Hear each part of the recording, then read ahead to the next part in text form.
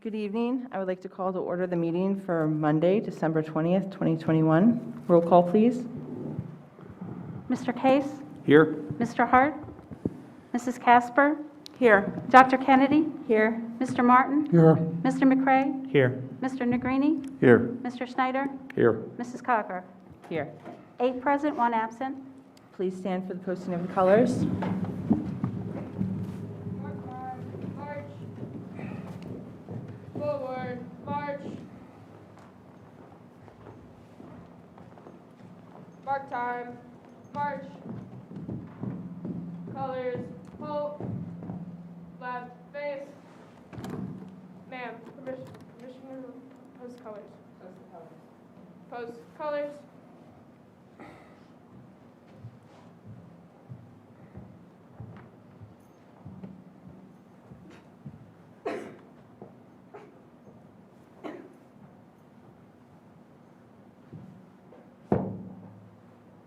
Present. Arms. Allegiance to the flag of the United States of America and to the republic for which it stands, one nation, under God, indivisible, with liberty and justice for all. Order. Arms. Reverse colors. March.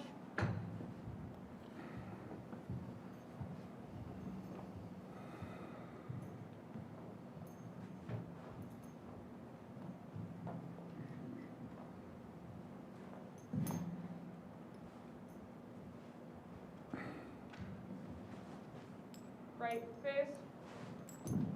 Mark time. March. Forward. March.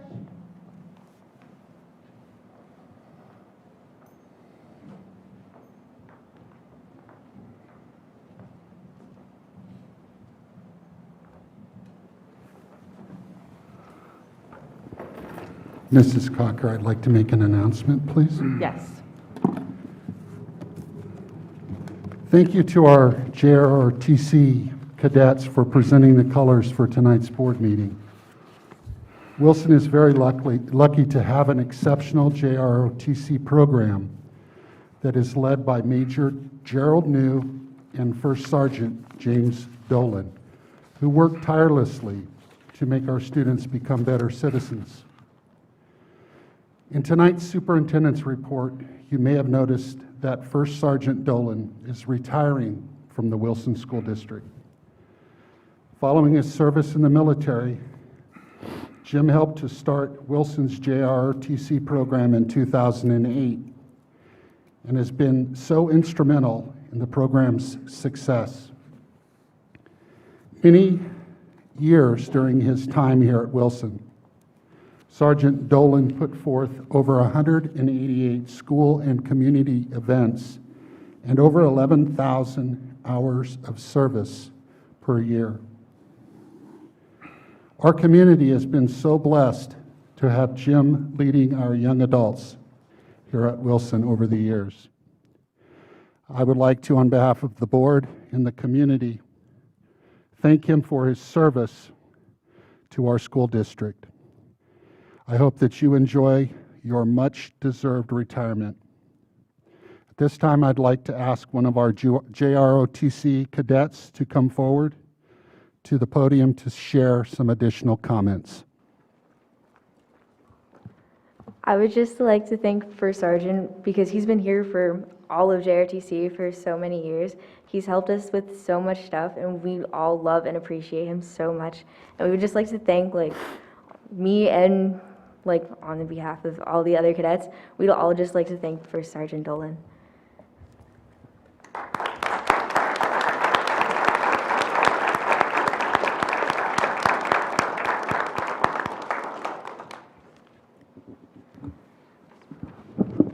Thank you, Dr. Fadley. Thank you, Mr. Dolan. Thank you. It's been a pleasure and an honor to work here. Great kids in junior ROTC, so you should be very proud of what they do on a daily basis. So thank you.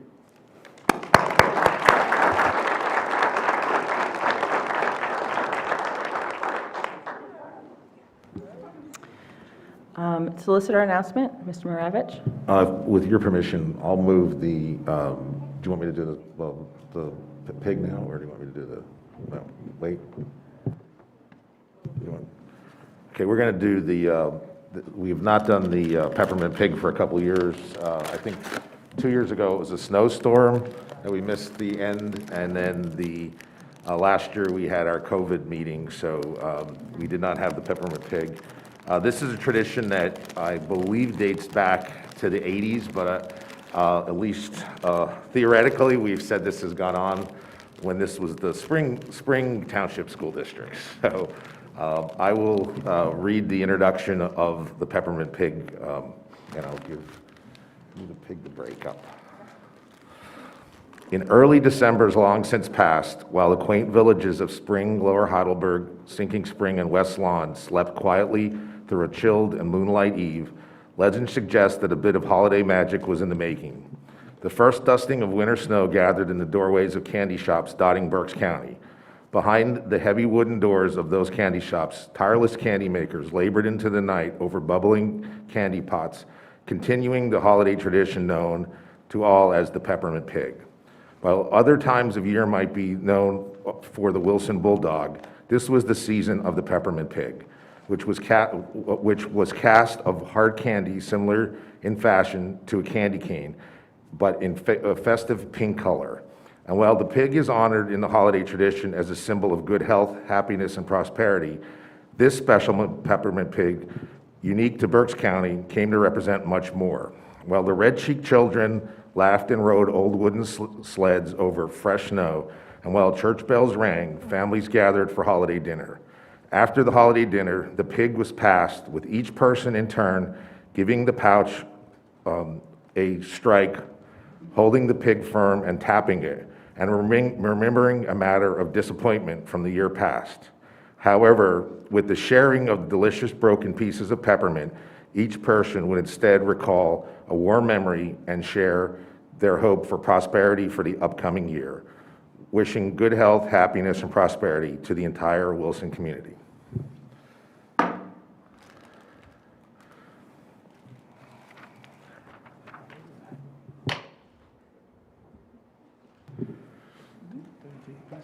I think we'll probably do it.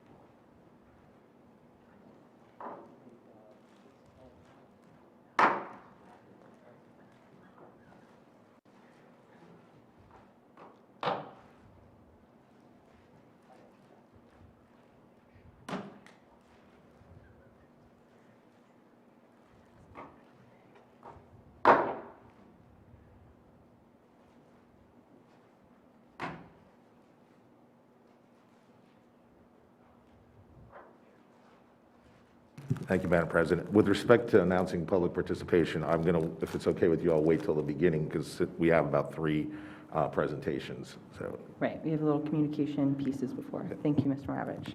I'll just everyone take a little piece and pass it around for good luck. Kind of like pork and sauerkraut, but a pink peppermint pig. So thank you, Mr. Maravich. So then 1.6, communications, Dr. Fadley. Thank you, Mrs. Cocker. It's my privilege this evening to announce the individuals who designed the Wilson holiday cards this evening. When I call your name, would you please go forward to the table with Dr. Cachufo, and he will be there to present you with your framed display. Isabella Hettinger, 8th grade Southern Middle School. Isabella was responsible for the artwork on the snowman card. Sydney Templeton, 7th grade Southern Middle School.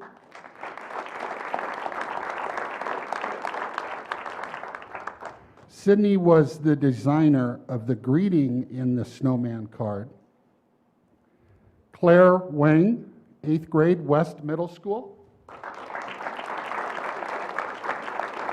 Claire was responsible for the cardinal artwork that is included on the Christmas card.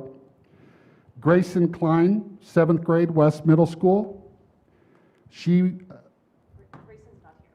Grayson's not here. Grayson was responsible for the greeting in the cardinal card. So this has become a yearly tradition in the Wilson School District. And I will let you know that many of the neighboring districts have duplicated this effort in their school systems as well. Our students always do such a fantastic job of designing the artwork and the greetings that I am very honored to be able to send this out to all of the business leaders and the area superintendents and school districts in Berks County and elsewhere, I might add, each year, because it is a reflection of the talented students that we have in our school system, and I'm just very appreciative that they've taken the time to be a huge part of our festivities this holiday season. So thank you very much to the 4 students who were involved in these works of art.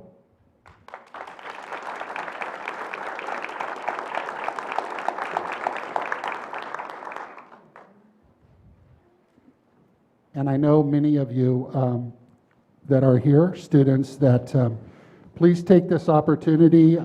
If you need to depart, to go ahead and do so. It's not necessary for you to stay for the whole meeting.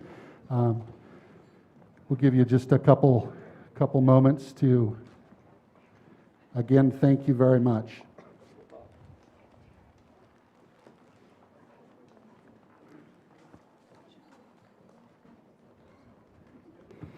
Okay, and 1.7, Dr. Fadley? Thank you, Mrs. Cocker. It's my honor to introduce you to Sean Doty from Crabtree and Rohrbach and Associates. He's going to be presenting the final presentation to the board on the Phase 1 renovation project at the high school. Just as a point of information, this item will appear as a voting item on the January 18th board agenda for the board to authorize administration to go out to bid for Phase 1 of our feasibility project. Thank you, Dr. Fadley. Thank you all for having us tonight. We're proud to be here to share with you the update and the progress for the design of the Phase 1 high school additions and renovations project. With me tonight is John Badia. Next to me, he'll be presenting a little bit tonight as well. And then also Dr. Fred Witham from our office is joining us tonight as well. So getting right into it, let's see how well the clicker works. And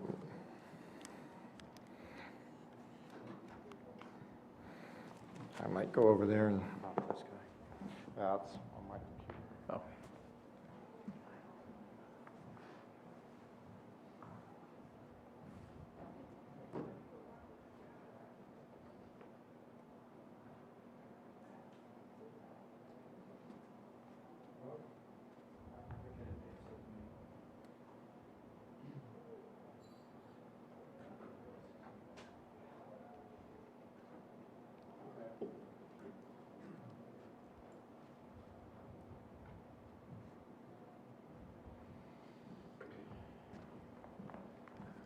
My apologies, that worked earlier.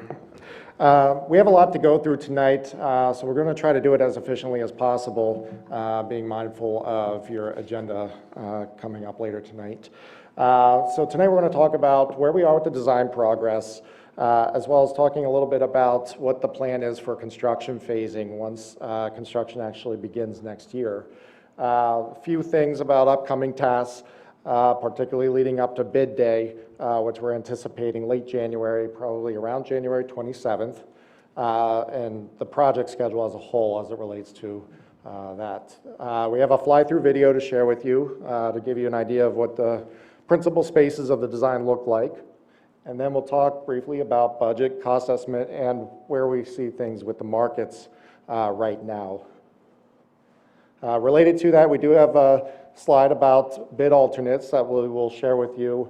And then at the end of the presentation, Dr. Fadley will give you an update on project funding. Okay. Looking at the design, with the progress made to date, a lot of things happening as we're kind of in the final crunch, along with, of course, our ongoing meetings with the district administration and all the stakeholders involved with this project. We've also conducted meetings with the faculty, make sure that their interior layouts are suitable to them for all their spaces. We sent a code review set to Craft Code Services, so the permitting process is underway.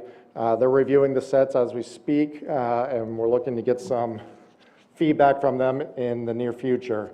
And then we've also brought in some likely GC general contractor bidders into our office to get their input on what we are proposing and phasing. Land development is in progress. We'll talk a little bit about that as well, with jurisdictional review underway. Detailed cost estimate, interior designs, we've initiated finished concepts, and then we're at about 95% completion of the construction documents. And then we also brought an acoustical consultant on board to have them look over everything in great detail to make sure particularly the black box and auditorium spaces function and perform as ideally as possible. So give you an overview of the scope of the project. What you're looking at right now is the 200 level floor plan. To orient you, this is the level of the track of the existing gymnasium as well as the existing auditorium space, which you see on this side right here. We are converting that to a new cafeteria, so this will be a consolidated cafeteria for both the upper and lower houses, all in one space, with a consolidated food court and kitchen space to serve that behind it. We are bringing a new main entrance, so this is going to be off the drive that comes in from Grandview Boulevard down to the 200 level, and that main entrance will be flanked by the administration and the guidance suites. So this will be a consolidated new main entrance for a major security enhancement to the campus. So no longer will we have two different entrances to each building. So this is a view of the main entrance, kind of an aerial view. You can see a palette of different materials. This is kind of influenced by how the nature of the site steps down. We're using a palette of materials highlighted by Wilson's primary team and school colors to cascade down the site as well. Another view from a little bit further down the entrance drive. So now you're starting to see some of the performing arts spaces to the left. And then another view further down. So here we have band, choral, and orchestra with, of course, the auditorium behind it. This is a view of the entrance from the right out in front. New administration's just to the right, guidance to the left here. And then when you walk inside, you'll be at kind of the upper level of the main lobby area. So you can see down to the performing arts areas, the main lobby space here, auditoriums first and foremost on your left. You can see the stairs to the balcony right here, and then another set at the other end. Beyond that is the black box theater. And then to the right is a feature wall that includes flags that are hanging from the wall representing the countries from which your students come. This is a view of the cafeteria space. So like I said, this is a combined cafeteria to house all of the students for 3 lunch periods. So this is important that it brings a lot of flexibility to your high school scheduling. So this is an important part of the project. Looking at down one level, the 100 level floor plan, this is the main level for the performing arts program. So of course you can see after you come down those grand stairs, this is the main lobby area. First is the auditorium. It seats more than 1,200 persons. The stage is right behind it. It's a full stage with a fly loft, so it can have all of your scenery, whatever you may have for various different kinds of performances. Band choral orchestra is right behind it, supporting classrooms, and then the black box theater and the drama classroom are right there, also off of the main lobby space. So here's a view of that main lobby from the 100 level. We have a feature wall on the right that you can see with Bulldog logos, your W insignia, as well as the core values for our Wilson School District highlighted in the center. So across is the auditorium, and this is a view within the auditorium itself.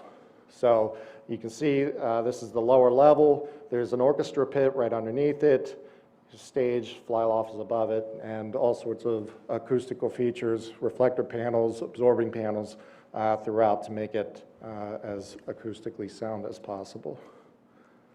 This is a view inside the black box theater. This is a theater intended to be flexible in nature, so there's no fixed seating. It can take on a multitude of different types of performances, likely to be focused on the drama department. They can use any part of the space for their quote-unquote stage area, performance area, as their performance dictates. So a lot of flexibility in this space as well. Looking at some other parts of the project, this is the lower house. There's a lot happening in the lower house, including renovation of the existing administrative area to have new classrooms, costume storage for the drama department, as well as a faculty space. And then under an alternate bid, we will be converting the existing cafeteria space on the north end of the building into 4 science labs with supporting prep rooms. It's important to note that that is an alternate, and should the alternate bid not be accepted, when the bids come in, it will remain the existing cafeteria and kitchen space vacated and unused at that time. I will also comment there are other things happening in the lower house. We're doing a full mechanical replacement as well as a window replacement within the project. There's a view of the 300 level in the upper house. We don't have any work here, but I included to note that this is the existing upper house cafeteria, which would be vacated after the new cafeteria is complete. 400 level has a little bit of work involved converting the existing nurses suite into a large group instruction classroom, and also take note of a couple other spaces that are vacated under the project, including the high school administration and guidance suites. This slide's a view of the kind of high school project focused site work. You can see the existing upper house here, lower house here, and you can see how the new addition kind of sits right between them, and that's important because that is what allows it to connect both buildings, and that is the premier security feature of the project. So no longer will students be walking outside as they go between classes in either building. I note that we're also bringing on additional parking in various locations throughout the site, and that will pretty much make a one-to-one replacement of the parking that is lost by the new addition, because of course that is going in existing parking areas.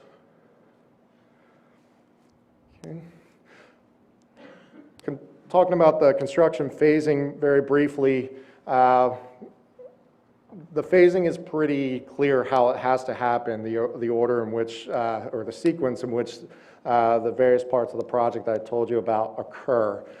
First and foremost is the addition part of the project, and that's important because you need to have the addition come online before we can truly get to work in the existing auditorium, which is being converted to the cafeteria. So once that gets started, afterwards, the following summer, we'll go through and do the mechanical and window replacements in the lower house. And then after that, the contractors will be moving along to phase 2B, which is the cafeteria renovated from the previous auditorium. And then should the science lab alternate be taken, that would occur last because they need to vacate that existing cafeteria before that work can start. I circled a couple of those key dates, the first one being the new construction in Phase 1 starting in June 2022. And based on some of that feedback from the likely GC bidders, we just had one of them in last week. They're looking at probably about 17 months or so of construction for Phase 1. The reason for that is the current market conditions, particularly with roofing, are leaving them in a situation where they're not getting roofing materials and especially roof insulation right now for 10 months to a year out from when they place their order. So what that means is once you get your building up out of the ground, your steel in, your roof deck in, they're still waiting on roofing material to come in. And that prevents them from doing a lot of the kind of high-end work that would happen in an auditorium. There's a lot of electrical components that go on with that, kind of high-end finishes that are a little bit beyond what you would have in just, say, typical classroom or corridors. So as a result of that, the strong recommendation is to carry that Phase 1 into the 2023-2024 school year, wrapping it up in December. At the same time, in order to keep our construction schedule as consolidated as possible, they would want to get a start on the existing auditorium, turning that to the cafeteria, June 2023, and wrap that up as well as in December. So what that ultimately means is the high school would not have an auditorium for the first semester in the 2023-2024 school year. So that's just something to keep in mind. Looking at how that phasing works on the site, of course, a lot of space will be used by the general contractor and all the contractors around the new addition to start. And there's a pretty expansive area in the existing parking that they would need both for the contractor laydown for their storage, their equipment, and trailers, so on and so forth. And they would want that to be in this area. But in addition to that, there are underground stormwater pits that would need to be dug, and that occurs right in here. And they would have to be done before generally most work starts on the addition itself, so that there is some form of stormwater management on site at all times. The existing stormwater is underneath the parking lot in this area, which is being taken up by the addition. We are also proposing to use some of the space kind of around by the tennis courts on the south side of the stadium and track facilities for stockpile site fill. In all likelihood, this is going to be a cut project. In other words, we're going to be pulling out fill from some of the higher areas over here, holding it on site, and then we're going to need some to fill in the floor of the auditorium, which, as you can imagine, it slopes down until it gets to the stage. We're going to bring all of that up to one level so that you have a level cafeteria floor when that work is done. The intent is to use some of the existing fill on site, holding it on site to use for that purpose. Looking at some of our upcoming tasks up to bidding, we have the owner review set of our 90% documents. That's with Mr. Simcox right now. And we're going to be going over those documents with him. In fact, we have a meeting tomorrow with engineers to go over the mechanical, electrical, plumbing aspects of it.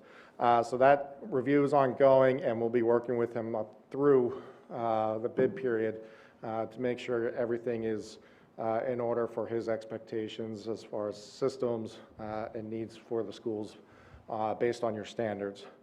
Mid to late December, we're anticipating land development comments to be responded to. These are from the township and erosion and sediment control or conservation district. keep that ball moving along. We started the land development submission process back in late October, so we're pretty much in the thick of that at this point. In early January, we're anticipating getting some initial comments back from Craft Code Services. As I mentioned, they're reviewing our drawings right now from building code standpoint. So we'll keep that going into January. Mid-January, we're planning on meeting with the administrative committee to go over what we're proposing as far as the specific interior finishes, colors, materials, so on and so forth. Of course, land development, as I said, will keep moving along, and we'll respond to the code comments to finalize the permit application.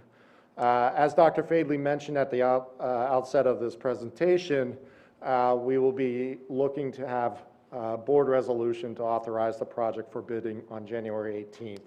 And as I mentioned earlier, we're looking at January 27th to release to the street.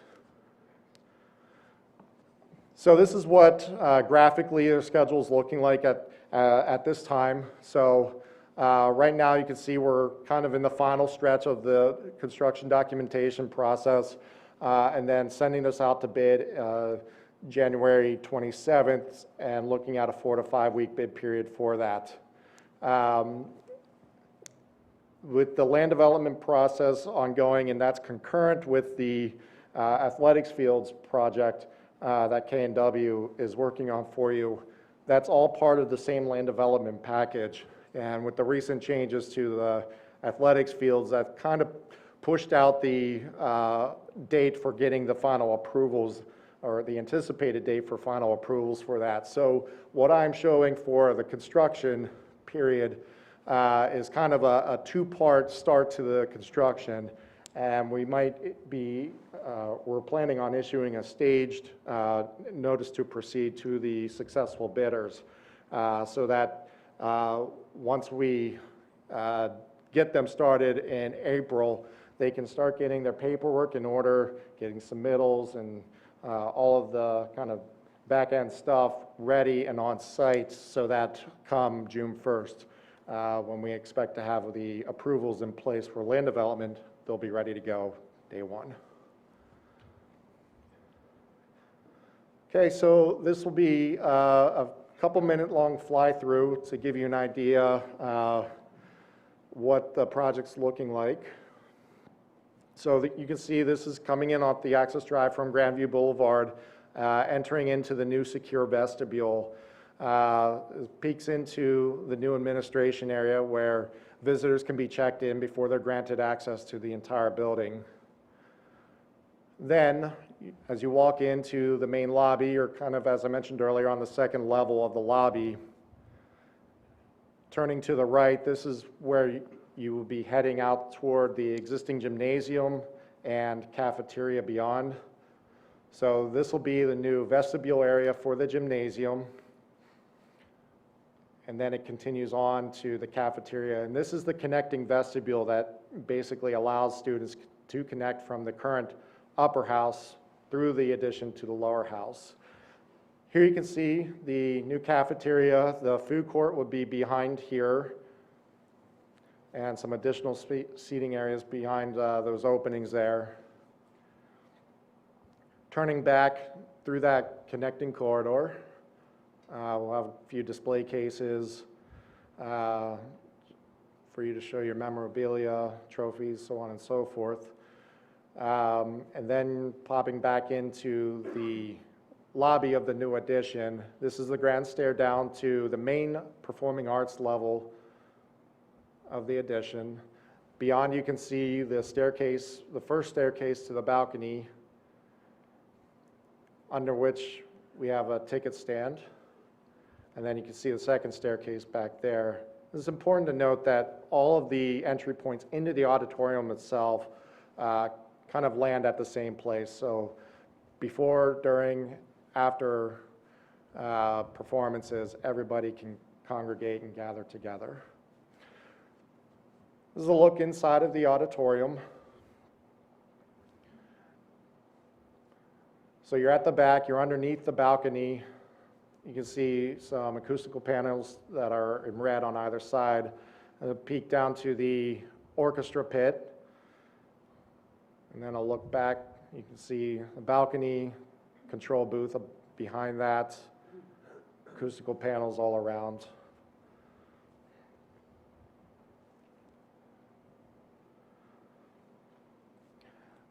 Then when you pop out of the balcony, you get a great view of the feature wall with your insignia and core values shown.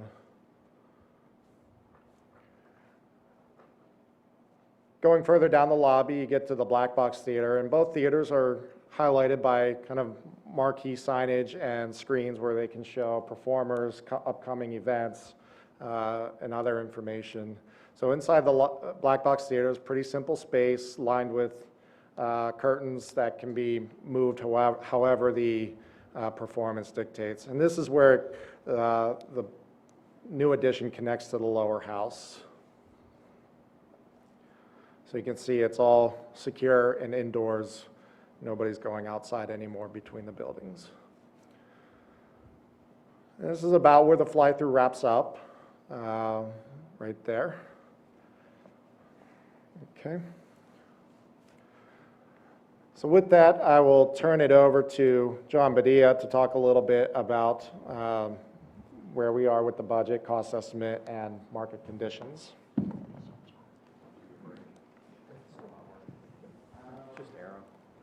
It is. I'll be over there. Okay. Thank you. So last time we met, we shared the same information. Wanted to review it again, talk about a little bit the evolution of the estimates, particularly from schematic design to design development, which we're now in construction documentation. But early in the process, the cost estimates are based on a square foot model, which is generally the practice at the early phase of a project. As we move through the design process, we get input from the administrative team and staff, but also meetings with code official. This type of connection, a very complex connection to an existing building, has a lot of interpretive areas that we need to talk to the code official to talk about the most cost-effective way to comply with the building code in terms of fire protection, areas of separations, and so forth. We also get information from geotechnical data and testing. So as each phase of the project moves forward, we continue to revise these estimates. We carry contingency through every phase of the project, and we continue to adjust that based on new information. There's also escalation and escalation factors that you've heard us talk a little bit about tonight, and we're going to go in a little bit more detail. And then we estimate soft cost for things like loose equipment and furniture and so forth. And the purpose of that is to get to a total project cost, which is what the board had approved for the $34 million project scenario. And you can see as the estimate evolves through, it gets a little bit more detailed as we move through the process. So market conditions, you've heard Sean say, and last time we talked about it, this is data from the Bureau of Labor and Statistics, and they have identified and have been tracking market adjustments in these key building materials. This is not 15% across the entire cost of a project.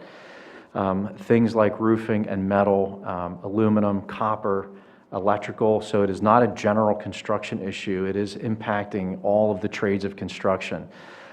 We continue to look at other projects that are bidding in Pennsylvania through our office. Every time another project bids, we try to understand a little bit more about what those conditions are. And we're also looking at national data and some larger estimating firms that we work with on other projects that will help us keep an eye out for certain changing market conditions. Again, here is something that I think outlines a 10-year impact to these key materials that it's difficult to say at what point will these things flatten out or continue to increase and so forth. But the one thing that we have seen consistently, no matter the size of the project or the location of the project, is roofing, aluminum in the form of the windows, and roofing insulation. All projects are supply chain interruption items. As a result of that and the ordering that Sean mentioned earlier, that's going to have an impact on cost that we continue to see. So what has inflation looked like in the past? It's been roughly 3.75% from 2017 to 2020. And then 2021, it was almost a double digit or twice as much of an increase, 6.8% in 1 year. And you can see the data on the chart also from the Bureau of Labor and Statistics. So 2021, as a result of the supply chain, the cost of raw materials, there's still a labor shortage. That's not going to go away anytime soon. And the cost of shipping and other fuel items like paving that utilize fuel for not only to deliver the material, but the installation of blacktop and so forth. Some of the unique things that we're hearing for the first time in 30 years, pricing that's subcontractor pricing that's given to other contractors, whether you're the HVAC prime, electrical, plumbing, or general construction contract, are only holding prices for 15 to 30 days. That makes general contractors a little bit more concerned about edging where those numbers will be. When you're talking about submitting a bid in late February, that you might not be purchasing material for another 6 to 9 months.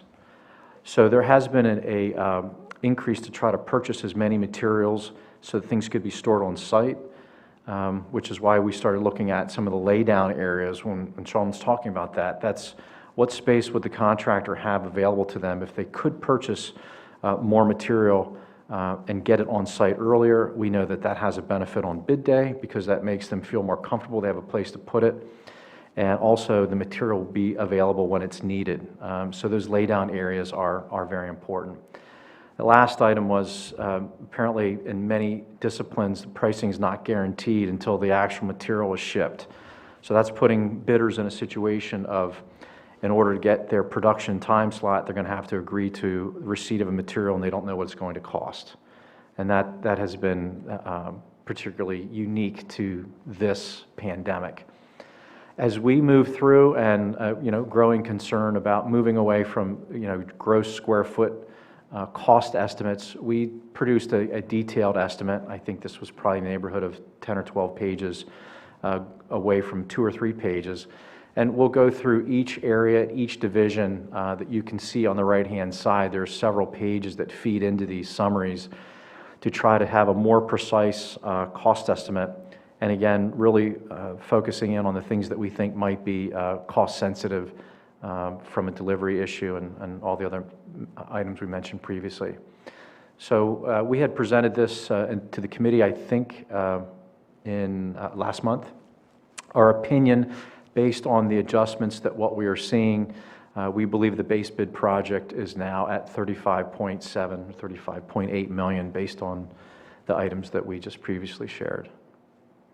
And you're going to hear Sean talk a little bit about bid alternates, which, based on what we're hearing on these particular products, we want to build the bid structure to give the board options to review the cost of those items. We have made recommendations to some of our clients based on the dollar value of alternates that cost just isn't reasonable.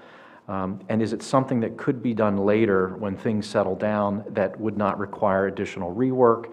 And that's why you're going to see this list of alternates get bigger. This is not an architect's decision. This is a board decision. What we want to do is try to structure the bid package in such a way that on bid day we can see the value of these individual items and talk about them. If they're not broken out as bid alternates, they're just kind of in this lump sum number, and it can take days, if not a week or two, to get that detail. So we're going to encourage the development of this and exploring this based on what we're hearing, basically give the board some freedom from the bid opening. Thanks, John. So as John mentioned, we do have a list of bid alternates that we're proposing to you tonight. And another reason that we are proposing them is if they were all lumped into a base bid, should we attempt to work with the apparent low bidder to maybe remove some of those items from the project we would not realize the full value of whatever might otherwise be an alternate. Unless it had been an alternate, you'll get your most competitive pricing in that sense. And I can clarify that a little further for you, a question and answer if you'd like. But a few alternates that we're proposing, I mentioned to you earlier the science labs. An easy one would be to put the window replacement as an alternate bid. That can always be done later if you elect or needed to do so. Related to that would be the window shades in the lower house. One item that was asked of us to think about is, can we do something to the lower house corridors after we're doing this nice new addition next to it to bring in some more livelier color to them? We can do that. Painting the lower house corridors is definitely an option, and that's an easy alternate, just to get a price, see how that comes in, and you may or may not elect to do that based on the dollar amount that you see on bid day. We can also do deduct alternates. A couple options for them would be a 20-year roof warranty as opposed to a 30-year roof warranty. Either way, you're getting a fully adhered EPDM roof. The difference between them would be 30-year warranted roof is 90 mils thick, whereas a 20-year roof warranty is 60 mils thick. The 30-year warranted roof, being 90 mils thick, is definitely among those items that is very difficult to obtain right now. The other deduct alternate we're proposing would be counterweighted rigging as opposed to the motorized. The base bid is motorized rigging, as we've heard loud and clear, is what is desired by the Performing Arts Department. So sticking to that, but just to see what the difference would be on bid day, we're proposing showing the rigging as counterweighted in a deduct alternate bid. The next one's unclassified construction. This is a common one that we do with, I would say, the overwhelming majority of the projects that we do. What this does is allows you to see a price for the contractor to take on the risk of removing rock should they encounter it during an excavation. If we go with the base bid of classified construction, that risk is put onto you as a school district. Should they encounter rock, they would be removing it, I believe, at a unit price established on the bid documents. So the contractors get a report of the geotechnical so they can evaluate what they're seeing in the report and give a price based on that for them to take on the risk. And then another thing we're considering is a schedule alternate. I mentioned to you about turning over the new auditorium in December of 2023.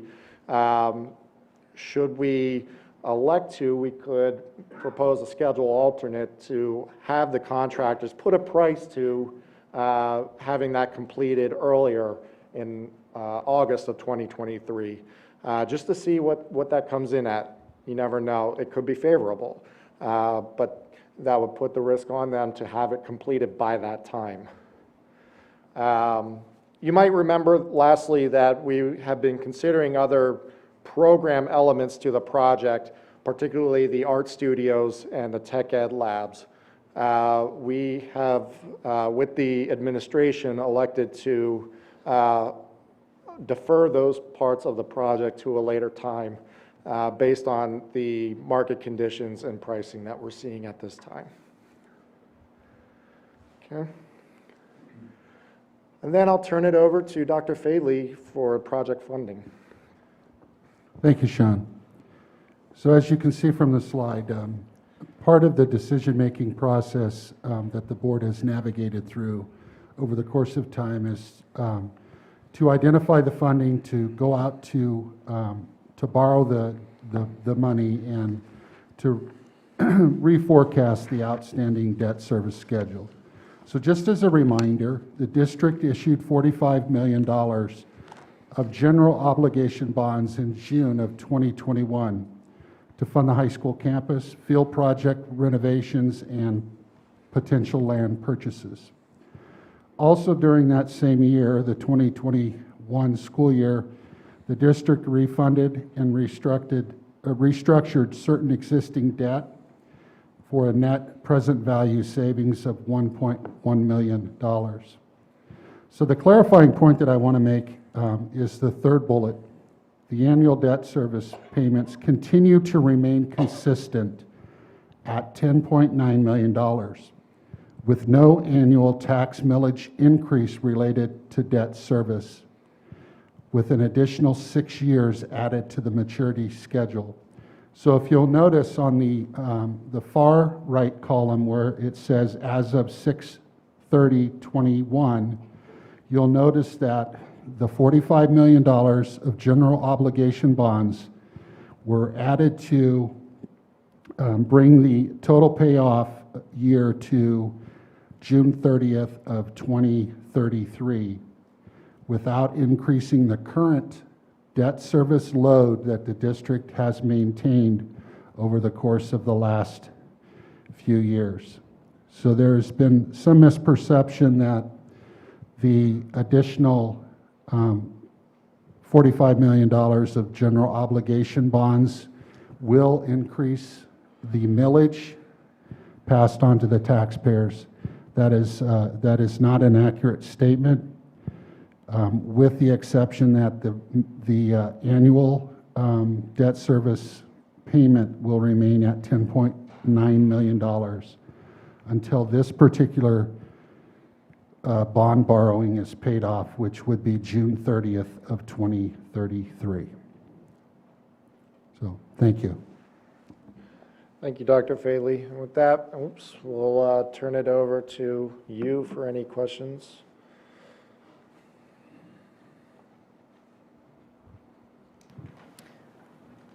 I'll start.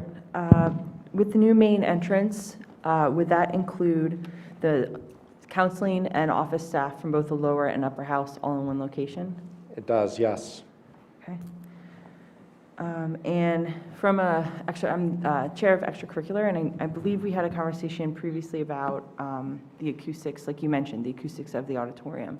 So are they, because of the black box theater, are the acoustics of the auditorium now being focused more for chorus and band performances, which is the majority of their use, as opposed to theater? Because I think the acoustics are different, right? They are different, and that's why we decided that it was important to bring on an acoustical consultant for both of those spaces. The auditorium will be used, of course, as you mentioned, for band, choral, and orchestra. Those are not amplified events for the most part, but it is also going to be used for namely musicals and perhaps drama, doing some plays as well.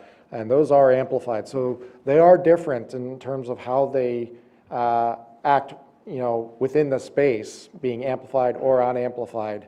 So we have an acoustical consultant on board right now. They have our models and are reviewing all of that, and they're giving us specific recommendations to address all of those things within the auditorium space. To your point, though, about the black box theater, yes, the drama department does anticipate using that a whole lot more. So what we've discussed with the performing arts department is that whereas the auditorium is like 70% music and 30% drama, it's the inverse at the black box theater. It's going to be 30% music and about 70% drama. So we're considering all of those things in both spaces.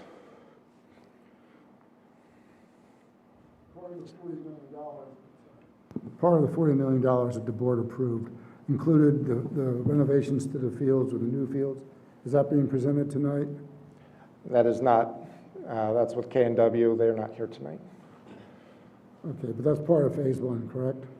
That is ultimately part of that phase one and the debt service that Dr. Faley had just presented to you as well. Okay, Yes. thank you. What is the total square foot they listed as vacated? I'm sorry? You listed various areas that could be vacated. Do you know the total square footage of those? Not roughly? offhand, I could get you that information, no. Okay. But you can imagine that you're looking at 2 different cafeterias.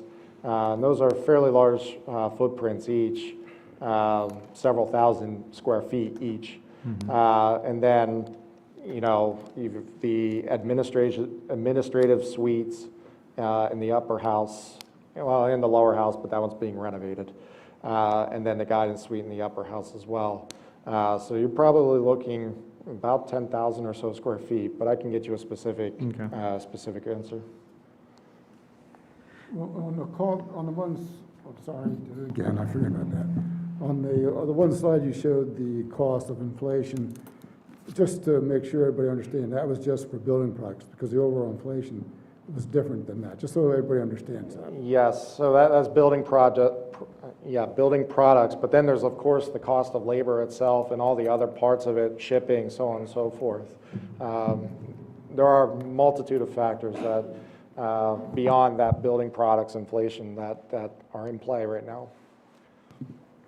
To that point, I liked your slide where you showed, you know, wood costs versus steel costs and how they're currently be affected by inflation. Do you know of the overall bid roughly what percentage is material costs versus labor costs?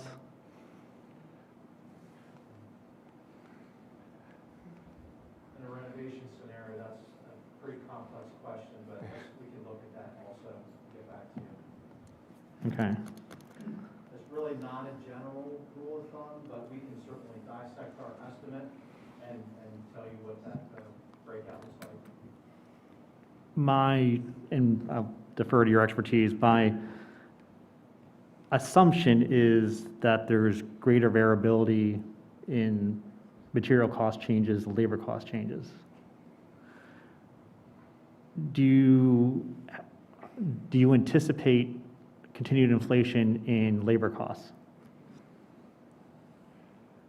Do we anticipate continued inflation in labor costs? Yes. I would imagine so. It would probably be consistent with the inflation that we're seeing across the board. Is it going to happen at the same kind of roller coaster scenario that we've been seeing over the past year? I'm not so sure. Yeah, it would be tough to see how quickly the Department of Labor and Industry would actually modify the prevailing wages that quickly.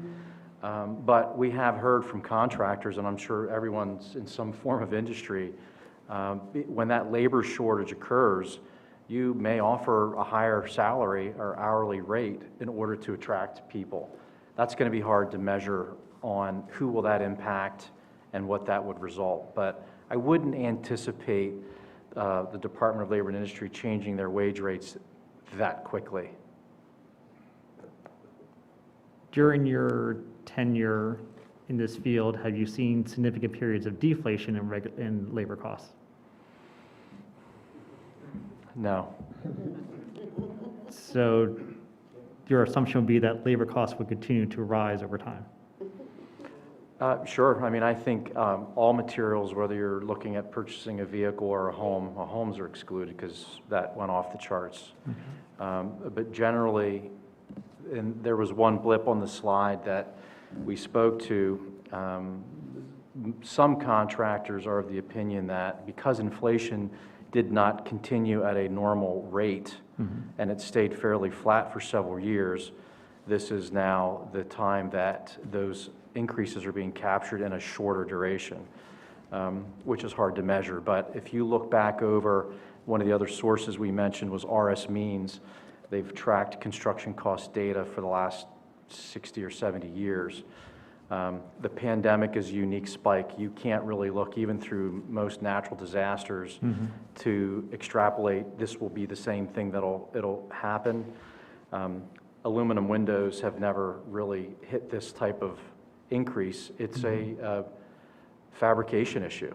The material's there, but if the labor isn't there to produce, roofing insulation is still impacted from the freeze in Texas from last year because that was one of the largest plants in the country that produced that. And to catch up, they can't get to that rate. So there's some really unique dynamics that don't always occur when we see something like a natural disaster or in 2008 with the recession.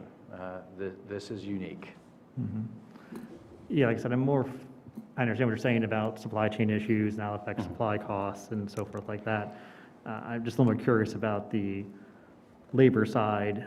So being that you haven't seen labor deflation in your career, you wouldn't anticipate labor costs decreasing over the next 5-7 years?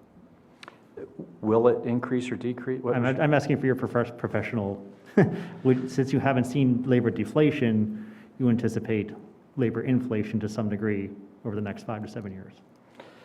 If I think I knew that, we would all be in a much better situation. It's hard to answer. But the one thing about labor that is unique, that any contractor will tell you, you can't establish a pay scale within your company and then to attract business, and then a year later lower everyone's Lower salary. wages. That's a So- pretty uncommon thing that Yeah. happens. So labor would anticipate to go cost. Okay, that Yep. answers my question. Thank you.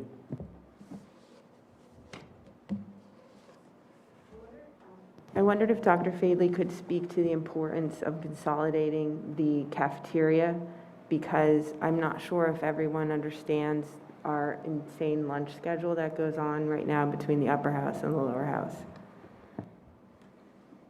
You want me to explain why we're consolidating the cafeteria space?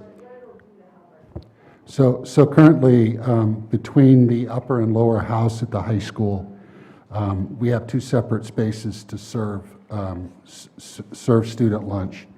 So what consolidating the space into the defined area that was demonstrated during the presentation, it will help to improve the flexibility of our schedule.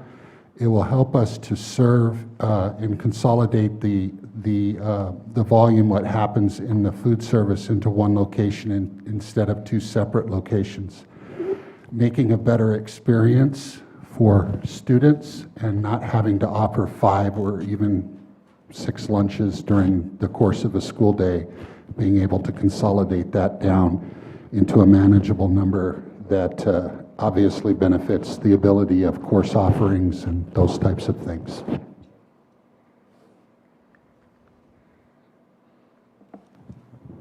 Dr. Fadley, can you, so for the next board meeting, if we would choose to go out to bid, does not mean at all that we would be moving forward with this project.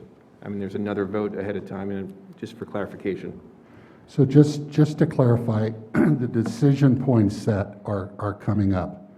Authorizing the administration to go out to bid, to release bid documents, basically, in layman's terms, means we're going to send this out to individuals to bid the project so that we can determine actually what it's going to cost when they provide those numbers to us. There is another decision point that happens. So let's just say that the bids come back and they're escalated way above the budget that the board has established. The board can decide to reject the bids, and then we're back at square one and doing some other things to move forward. Or the bids can come back and they can be spot on with what the estimates are, and the board can accept those.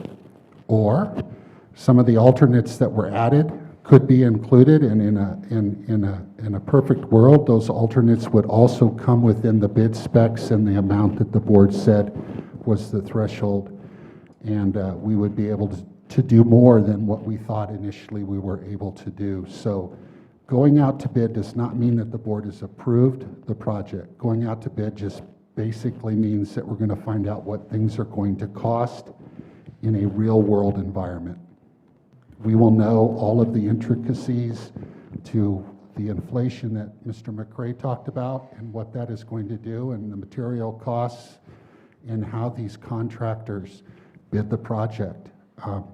And again, it all is determined based on the timing of when things are bid, because you can bid exactly the same project at 2 different times and get 2 different dollar amounts based on the market conditions or the availability of those particular contractors to do the work at that particular point in time.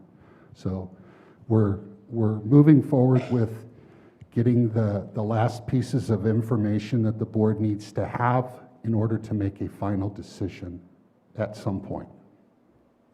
And when do you, thank you, and when do you foresee the fields, the pricing of the fields?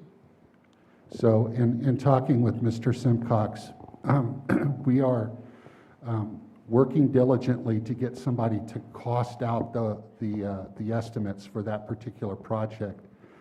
So we're anticipating that sometime over the course of the next several weeks that we'll have the estimates come in so that we can bring that back to the board to authorize that going out for final bid. So I would imagine that those things would be coming on in the middle of January.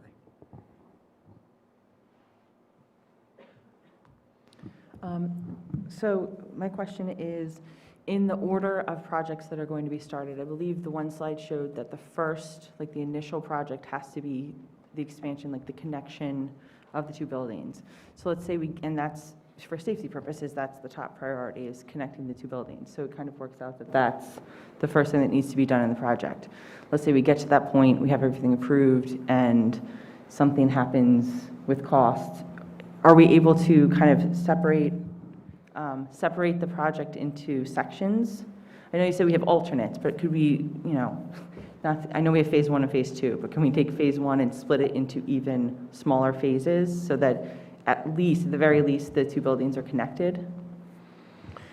So I think the question, gentlemen, from your perspective is, if we were to bid the project in separate phases, would there be a realization of potential cost savings over the term of the project? And I'll let you answer that from your perspective, but from my perspective, I think that you get the biggest value when you bid the project as a full complement of work, because then the general contractor is going to be able to leverage their positioning of their subcontractors to overlap and do certain work at certain times.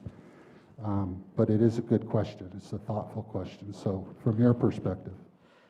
Yeah, I would agree. I mean, it's a balance to try to find the equity and the size of the project, because that also affords the contractors opportunity to purchase more materials in bulk. When you break that into multiple phases, you're also typically adding time, and time without doubt does add cost, because there's a couple of things. You would increase potentially the supervision of contractors, and again, we will be required by law to bid this under a minimum of 4 prime contractors. So that supervision would exist for an extended supervision for each of those contractors. The other issue with multiple phasing, you run the risk of anticipating the cost of materials even longer. So we think that the way the project is sized right now is a good, it's a fairly significant new area of construction that there will be equity that could be garnered from bidding it together. Yeah, extending it in time is absolutely difficult, but I also want to mention a comment you made in your earlier question. There are other vehicles within the contract documents to control cost. So even when we bring the budget back to the board, we receive the actual bids, you've either selected alternates or you have rejected alternates, we will still continue to recommend contingency be carried in the project. There will be things that will be discovered that are unknown. The geotechnical borings were on a 15 or 20 foot grid. They were not every 5 feet. There's a potential for rock to be encountered. There will be some unsuitable soils potentially that we will encounter. There will be conditions where when the walls are opened up that they are not as they were on the original drawings, or there will be things that were concealed. So those contingencies will help facilitate those unknown issues as we move through the project. But we still remain responsible for bringing those items to the board with some solutions. We also have to evaluate the contractor's proposal We've been doing that a lot lately, trying to rethink or give the contractors options that how can we accomplish this in the same time frame if they also have an alternative suggestion. And we will weigh that to see, is there a cost benefit to the contractor or to the owner? One could be time. You may elect to pay a premium for something if we identify a particular material that's going to delay the project. Or by paying that premium, now you've reduced the schedule. And by reducing the schedule, you've reduced risk to the other prime contractor. So we're going to guide you through that entire process. The contract documents, the budget, there are other vehicles to help manage those costs so that a contractor doesn't just say, well, this is it, take it or leave it. So we will manage that as well as the whole design team, whether it's a mechanical issue, a structural issue, or a site issue. The design team will continue to facilitate the process to get it moved through in the most cost-effective way. It's a long answer, but hopefully I addressed your concern. Thank you. Yep.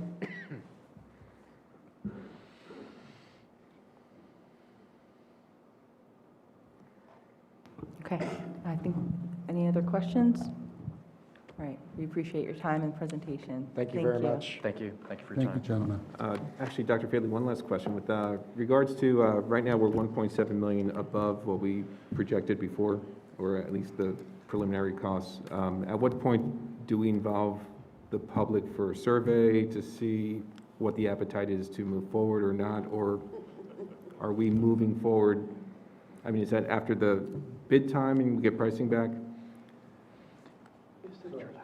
If I understand your question correctly, is at what time do we engage the community in whether or not the board wants to move forward after the receipt of the bid documents?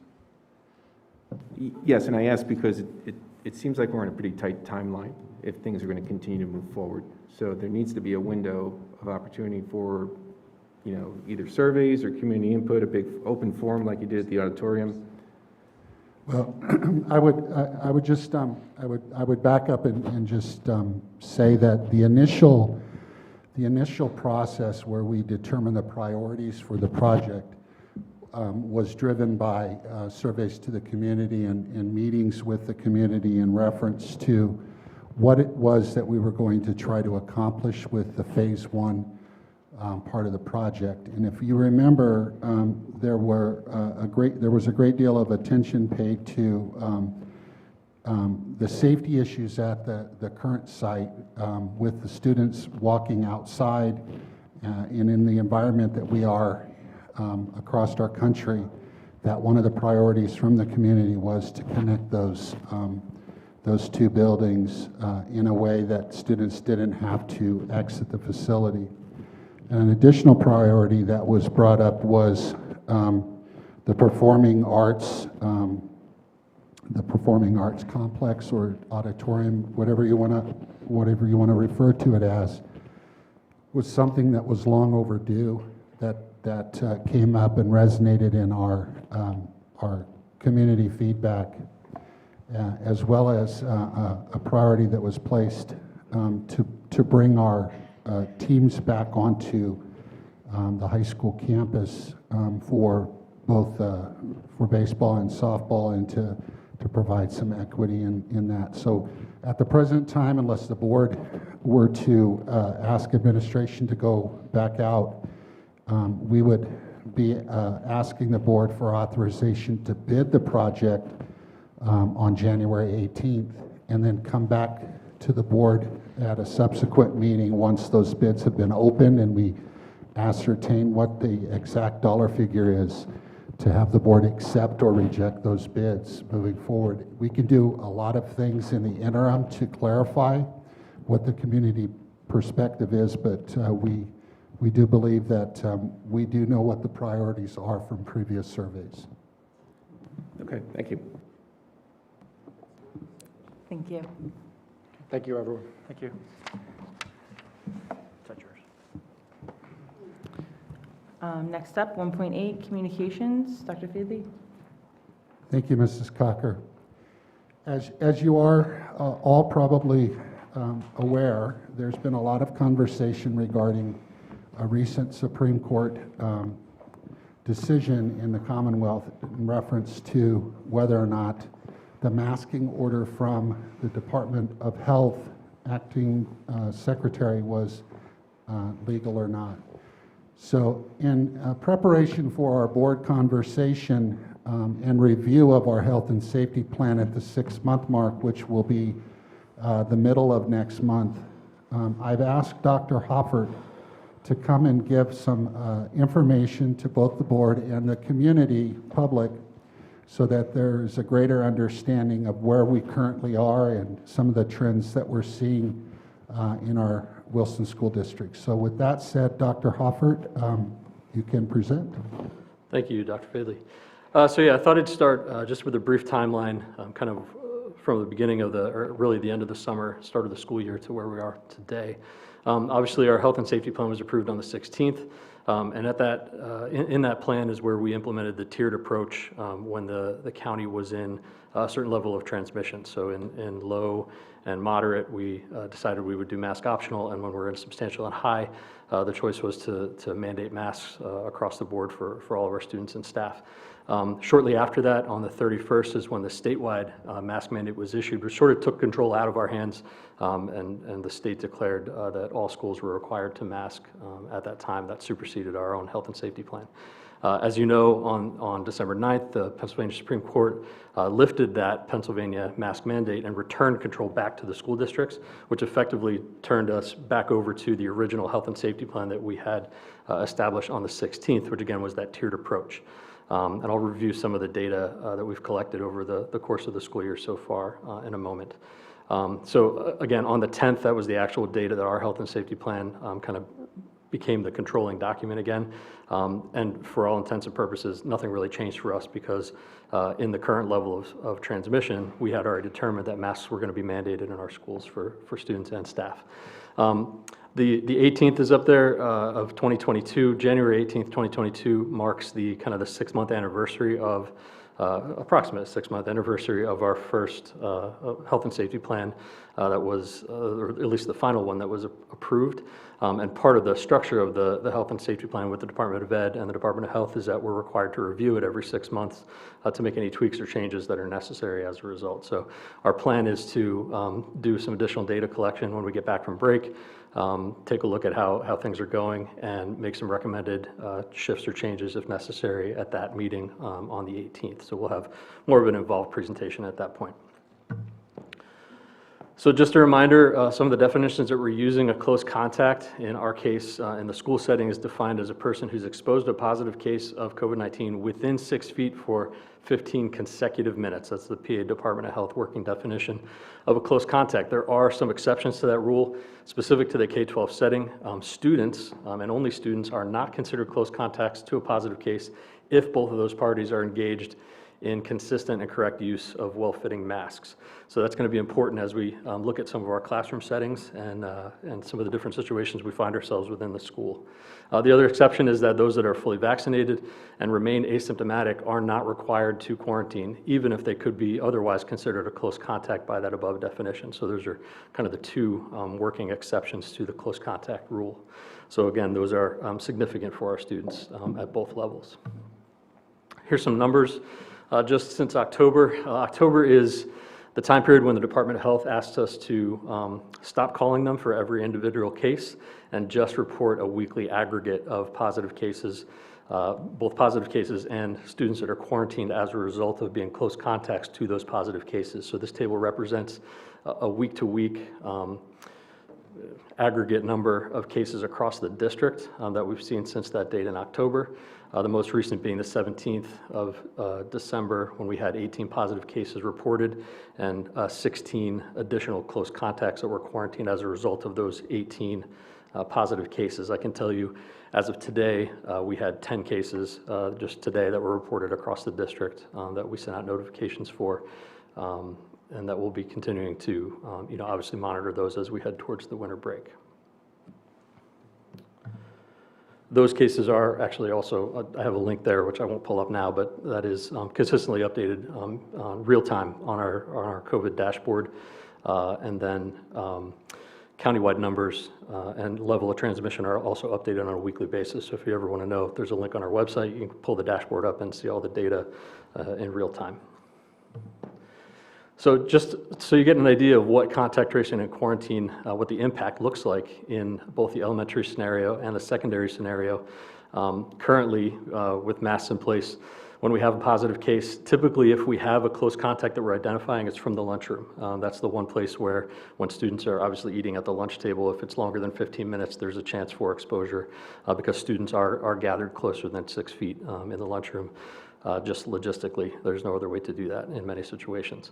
What we do know, because of the exceptions, when students are masking in the classroom, we have not had to identify, rarely it's happened, but we have not really had to identify many close contacts within the classroom space based on the way the desks are situated. If you recall last year, when our class numbers were lower, when our sections were lower, when we were in a hybrid environment, both at the middle and high school level, we had our desks spread much further apart. Now that all of our students are back, those spaces between the desks are within that 6 feet. So that's why down at the bottom it shows if we were not masking based on the definition of close contact, that would be the additional number of students that could potentially be considered a close contact to that individual positive case just because of the surrounding area around an individual's desk. At the secondary level, obviously that would be multiplied by the number of class periods that student would travel to throughout the course of the day. Vaccine rates, obviously the vaccine became available in November to ages 5 to 11. We hosted a vaccine clinic here with Esterbrook Pharmacy. We vaccinated 300 of our students ages 5 through 11. The two doses of that vaccination occurred on the November 11th and then December 2nd. So those participating in that clinic were considered fully vaccinated 2 weeks after that second date, which would have been the 16th of December. And that roughly comes out to about 10% of our elementary population here at Wilson. The Berks County vaccination rates, I don't have up-to-the-date information. The most recent information I have is from December 8th, so I don't believe it includes all of those fully vaccinated students from our clinic and from some of the other surrounding clinics. But as of that date, the fully vaccinated numbers are there. For 5 to 11, it was 2.7%. For 12 to 18, it was 17.8%. We would anticipate those numbers have gone up since then. So contact tracing, as you know, we recently approved a contract with an organization called PubSeg who will be taking over the contact tracing process from our nurses starting on January 3rd. We've been working with them to onboard, to give them our protocols, our rules, kind of the practices that we use. We'll be sending out communication over the break for a centralized email address and phone number that families will be able to call to report positive cases. And then the PubSeg folks will be taking over the interviews and contact tracing from our nurses. They are HIPAA and FERPA compliant. They are trained specifically on our Wilson School District protocols, and we'll be implementing those in much the same way that our nurses have. We are also continuing to offer on-site rapid antigen testing for families. That is specific to students only at this point. We hope, hopefully after break, we'll be able to open that up to staff. But that's available on Mondays and Wednesdays from 8 to 2:30 out at the operations building. No appointment necessary, and that is no cost to the district or to Wilson School District families. That's a state-funded program. So just kind of reviewing the process from here on out, in January of 2022, we will be reaching back out to our medical professionals to get their feedback following the break. We are planning to send out an additional community survey, similar to the one we sent out over the summer, to determine the community feedback on some of the mitigation strategies that we've been using. We are going to review those vaccination rates again to see where they are and how that may have an impact on some of our decisions. We're going to review any changes to the quarantine and contact tracing requirements through the PA-HON system. That's the bulletins that come out pretty regularly to our school nurses from the Department of Health on kind of their standing orders and their practices. And our plan is to report out at the January 18th board meeting, and any revisions to the plan we would hope to have approved at that point. Any questions? Mr. Mark. Not trying to be a wise guy here, but the first bullet point, the situation, if you read today, there's like 12 different opinions on the new variant. and you have a split between those groups. How do you make sense out of it? I mean, there's just so, I mean, you have Fuji making his recommendation, the World Health Organization stating there, and have all these other professionals coming up with these things. What are you going to gain from speaking with the professionals when you have all these other professionals of various organizations confronting each other? Well, I think ultimately the gain is that I'm not a medical professional and none of us are either. So gaining their input kind of informs our decision-making process. I would defer a lot of our decision-making to the local medical professionals who really have informed most of our decisions up to this point and provided us with a lot of good feedback, I think, and guidance just on local conditions and their recommendations based on what they're seeing here in the Berks County area.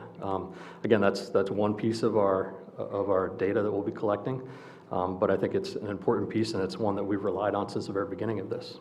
And that's the issue. I mean, how can we rely on something when there's so many, nothing to take away from the local folks that may be engaged, but they don't have half the understanding of some, of all these, quote, professionals in the hierarchy of things. And I really have a problem with what I've been reading today, for me, it's frustrating. I'll just leave it go at that. I'm frustrated too, Mr. Martin. Just leave it go at that.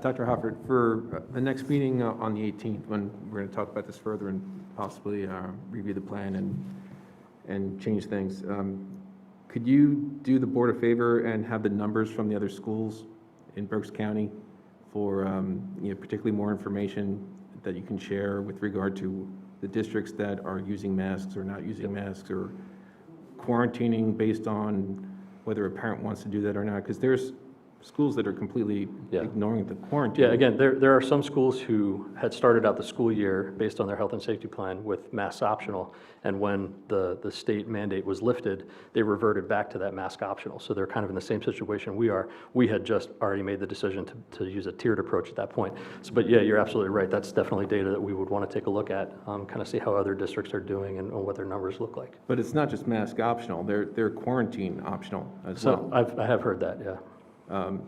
So that's interesting to me to understand based Interesting on to me too, yeah. these numbers and how this is going to play out over the course of between now and January 18th. We'll have better metrics and data after the holiday that we should, hopefully yeah, you can share. And I know the superintendent group has been sharing information within the county as a lot of this has progressed. So that's definitely a resource we can go to get. Okay, is that going to be public? The information the superintendents are sharing? I mean, I think any information I bring back and report out obviously would be public. Okay. I don't think there's any secret to the information that the superintendents are sharing throughout the county. We've asked, I've asked Dr.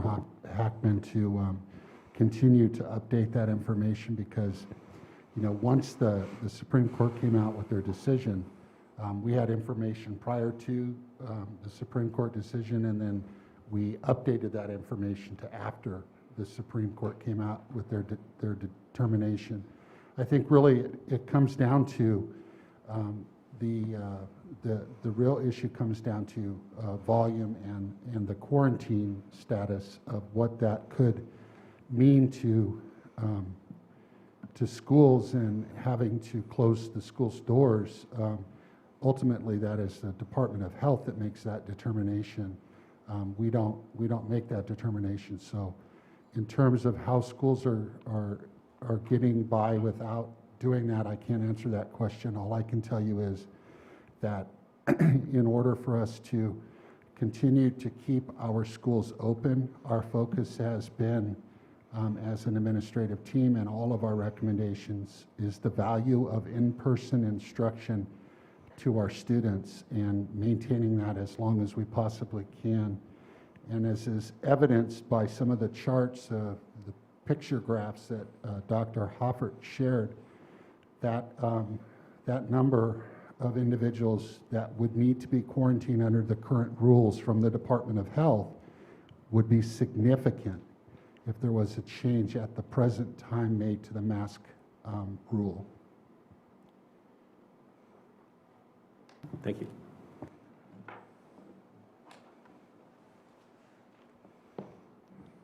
questions? Okay, thank you, Dr. Hofford. 1.9, public participation. We have, Mr. Maravich, would you mind Sure. going over the? Sure. Rules of public participation at school board meetings pursuant to the Sunshine Law, Robert's Rules, and board policy, following are the rules of public participation. Individuals participating in this meeting are expected to conduct themselves in a responsible and respectful manner that does not disrupt the meeting. Public comment is not question and answer, but instead is an opportunity to offer comment on matters that are or might come before the board. Comments should be directed to the board as a whole. Neither the board nor administration can comment on matters related to employees or students because of privacy and privacy rights and concerns. Comment shall be limited to 3 minutes per individual. I will give the 1 minute notice. Any person making threats of violence may be removed from the meeting and may be cited by local police. The above expectations are outlined in Board Policy 903, which is embedded in Board Docs, which is on the district's website. Thank you, Mr. Maravich. Mr. Kaminskis?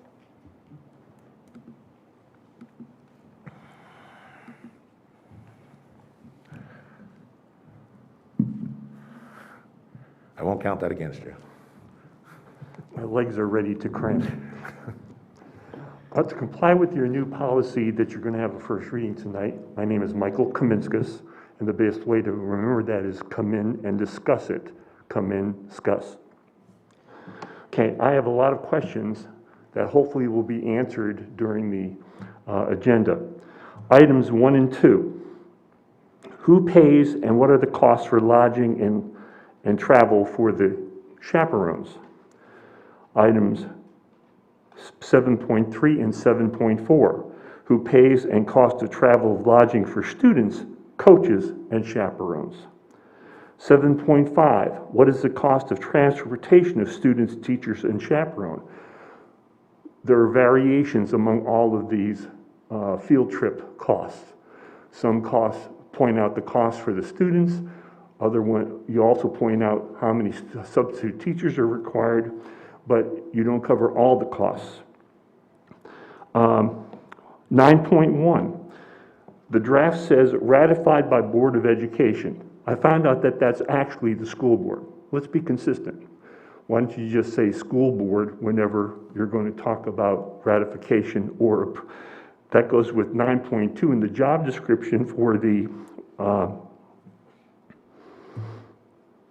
job description in 9.2 is also supposed to be approved by the Board of Education. So like 9.1, say school board, okay? 10.1 talks about IDEA-B funding that covers 7/1/2021 to 9/30/2022. Well, it's been 6 months ago that it supposedly started. So what funds have already been spent? Have accounting procedures been set up to track these funds? And who's managing that to ensure that all of the accurate accounting of funds keeps you underneath the funding amount? In 10.4, you have a waiver and consent agreement. You don't give an example of it or copy. So I don't know what it really 1 minute. applies to. So what policy covers that? 13.1, licensing agreement. Can we have a copy of it? 13.2, provide the annual cost. Is it $71,000 a year? 13.3, what is the staffing agency buyout? And finally, I have a recommendation. Since Mr. Martin is no longer on the financial committee, I would recommend he be assigned to oversee educational equity cost estimates for proposed actions to provide the same thing as the Congressional Budget Office does for Congress, so that he can provide the input to the Finance Committee to determine funding and present to the school board for approval, and then also have him track the costs, accounting and auditing to ensure expenditures stay within funding. Thank you. Thank you. Thank you. The rest of the pile has been determined to be non-agenda items and will be addressed at the end of the meeting because none of the topics that were on the papers are actually going to be voted on. And that's the requirement to be an agenda item. So we will hear from the rest of the pile at the end of the meeting. Executive session. The board met in executive session prior to this meeting this evening. Yeah, personnel matters. Yes, personnel matters. 2.1, request to approve the minutes of the school board meeting held on December 6, 2021. I'm looking for a motion. Mr. Martin, first. Do we have a second? Dr. Kennedy, any discussion? Okay, voice vote. All in favor? Aye. Against? Okay, 3.1. Treasurer's report, Mr. Mr. Martin. President, I submit for approval tonight the treasury report, the investment report, the general fund financial reports as presented. And we have a motion. Do we have a second? Negrini, second. Mr. Negrini, any discussion? Roll call, please. Mr. Case? Yes. Mrs. Casper? Yes. Dr. Kennedy? Yes. Mr. Martin? Yes. Mr. McCray? Yes. Mr. Negrini? Yes. Mr. Schneider? Yes. Mrs. Cocker? Yes. It's 8 yes, 0 no. Treasurer's report, Mr. Martin. Mr. President, I submit for approval tonight out of the general fund, $3,307,849.95. Out of the capital reserve, $23,214.60. Of the 2019 A construction fund, $272,849.10. And out of the 2021 construction fund, $121,145.62. We have a motion. Do we have a second? Schneider, second. Mr. Schneider, second. Thank you. Any discussion? Okay. Roll call, please. Mrs. Casper? Yes. Dr. Kennedy? Yes. Mr. Martin? Yes. Mr. McCray? Yes. Mr. Negrini? Yes. Mr. Schneider? Yes. Mr. Case? Yes. Mrs. Cocker? Yes. 8 yes, 0 no. 4.1, payment of bills, Mr. Martin. I'm sorry, financial report, Mr. Okay, Martin. yes. Mr. President, I submit for approval tonight. These are all for November. The cafeteria, the child care, the senior activity account, Southern Middle School, the Wilson West Middle School, and the senior high. Okay, we have a motion. Is there a second? Schneider, second. Mr. Schneider, thank you. Any discussion? Okay, roll call, please. Dr. Kennedy? Yes. Mr. Martin? Yes. Mr. McCray? Yes. Mr. Negrini? Yes. Mr. Schneider? Yes. Mr. Case? Yes. Mrs. Casper? Yes. Mrs. Cocker? Yes. 8 yes, 0 no. Superintendent's report, Thank you, Mrs. Cocker. Tonight, I present the superintendent's report, which is inclusive of personnel and program recommendations. I'd like to draw the board's attention to 6.6 under the professional hire section. We do have 3 of our counselors that are here this evening, and when I call your name, please stand. Shab Custer at Green Valley, Amanda Gefford, Cornwall Terrace, and Kayla Bowman at Whitfield. These are the counselors that you had authorized administration to pursue and add to our existing elementary schools. We're extremely thankful, and we'd like to welcome these 3 individuals to our school system once you do your board vote. Thank you. Looking for a motion to approve superintendent items 6.1 to 6.8 as presented. Dr. Kennedy first. We have a second. Casper? Mrs. Casper, second. Any discussion? Okay. Roll call, please. Mr. Martin?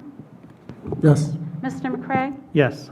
Mr. Negrini? Yes. Mr. Schneider? Yes. Mr. Case? Yes. Mrs. Casper? Yes. Dr. Kennedy? Yes. Mrs. Cocker? Yes. 8 yes, 0 no. Shab, Amanda, and Kayla, welcome to the Wilson School District as our newest Bulldogs.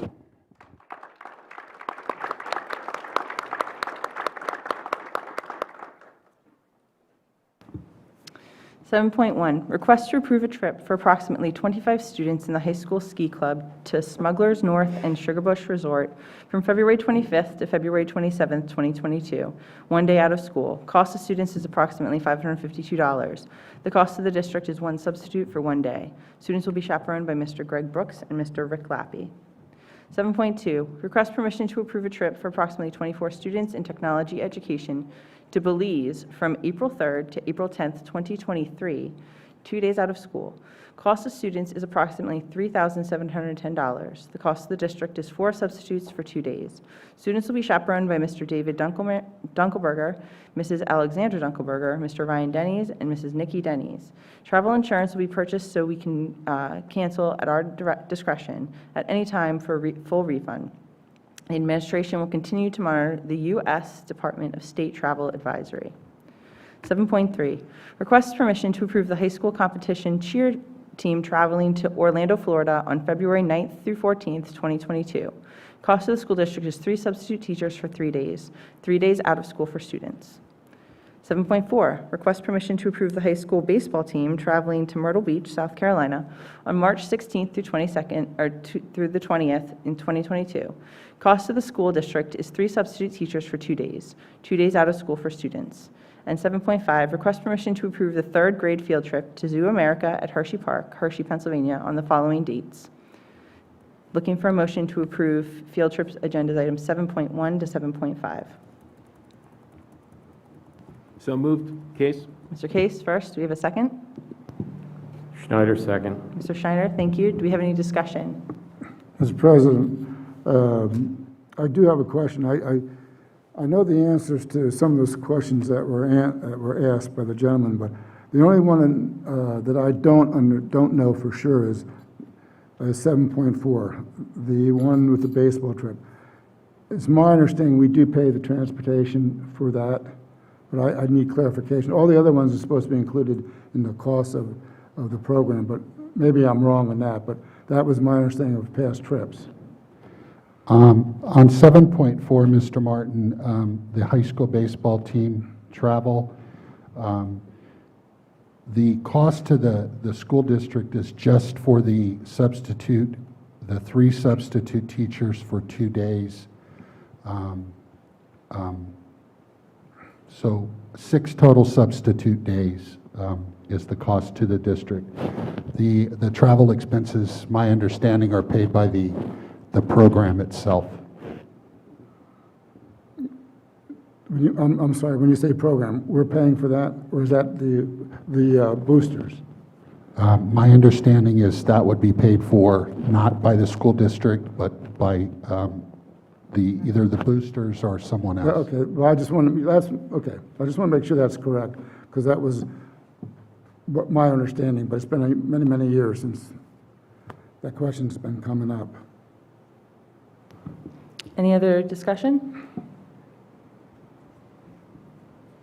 Okay, we have first and a second voice vote, so all in favor? Aye. Aye. Opposed? Is that a voice vote?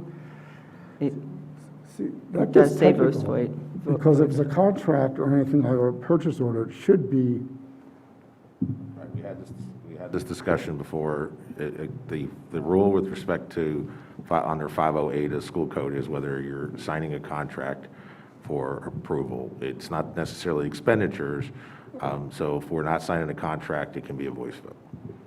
so there's no contracts involved with any of these trips. That's my understanding, Okay, yes. that's fine. If it's not, if it was, then it would be on her desk for her to sign.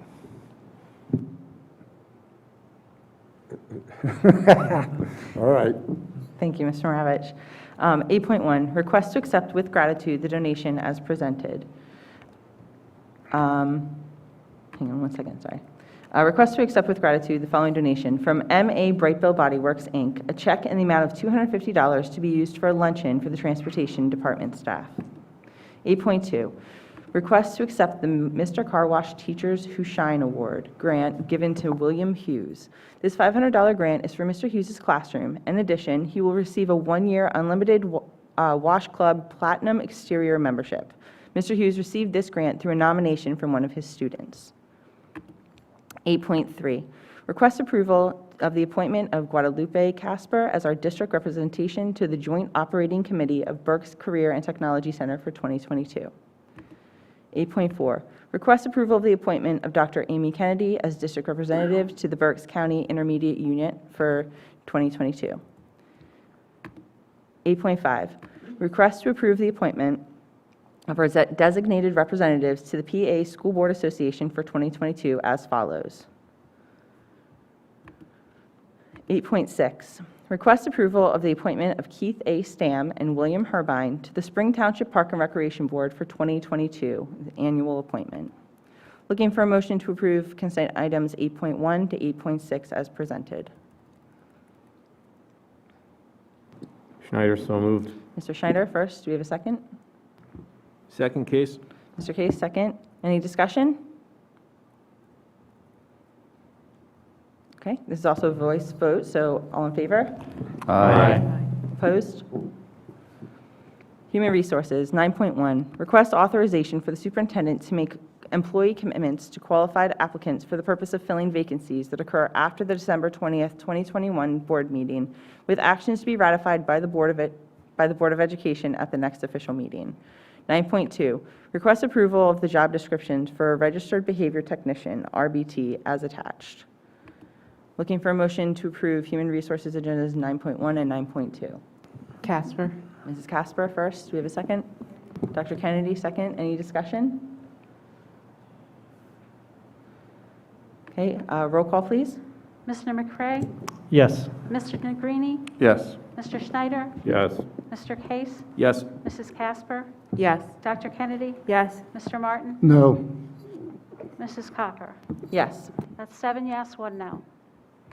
Under Student Services, 10.1, request approval of the IDEA-B agreement with the BCIU in the amount of $1,088,333.81 to be used for special education costs in the 2021-22 fiscal year as attached. 10.2, request permission to ratify the affiliation agreement with Millersville University as attached. 10.3, request permission to enter into an affiliation agreement with Concern to supply referrals should students need their services for the 2021 to 2023 school years. 10.4, request approval of a resolution approving and adopting a student discipline waiver and consent agreement dated December 15th, 2021. 10.5, request approval for the addition of a registered behavior technician, RBT, at 29.5 hours per week in range 4 in the support staff salary range. This position will replace a current unfilled paraprofessional vacancy. Looking for a motion to approve Student Services Agenda items 10.1 to 10.5 as presented. Dr. Kennedy first, second. Casper? Mrs. Casper, second. Any discussion? Okay, roll call, please. Mr. Negrini? Yes. Mr. Schneider? Yes. Mr. Case? Yes. Mrs. Casper? Yes. Dr. Kennedy? Yes. Mr. Martin? Yes. Mr. McCray? Yes. Mrs. Cocker? Yes. It's 8 yes, 0 no. Under Operations, 11.1, request permission to purchase the district copy paper and supplies through the BCIU bid from January 1st, 2022 through June 30th, 2022. 11.2, request permission to renew the service agreement with Berkshire Systems Group, Inc., as attached. 11.3, request permission to renew the service agreement with HT Lyons for Wilson High School Upper House pending solicitor review and approval. 11.4, request permission to renew the service Request permission to renew the service agreement with HT Lyons for Southern Middle School, Cornwall Terrace Elementary School, pending solicitor review and approval. 11.5, request permission to renew the service agreement with HT Lyons for Spring Ridge Elementary School, pending solicitor review and approval. 11.6, request permission to purchase rock salt from Weaver's Hardware. 11.7, request approval to enter into an agreement with K&W for additional services authorization, Wilson School District athletic facilities improvements at a cost of $79,750. Looking for a motion to approve operations agenda items 11.1 to 11.7 as presented. So moved, Case? Mr. Case first, do we have a second? McCray? Mr. McCray, thank you. Any discussion? Okay, roll call, please. Mr. Schneider? Yes. Mr. Case?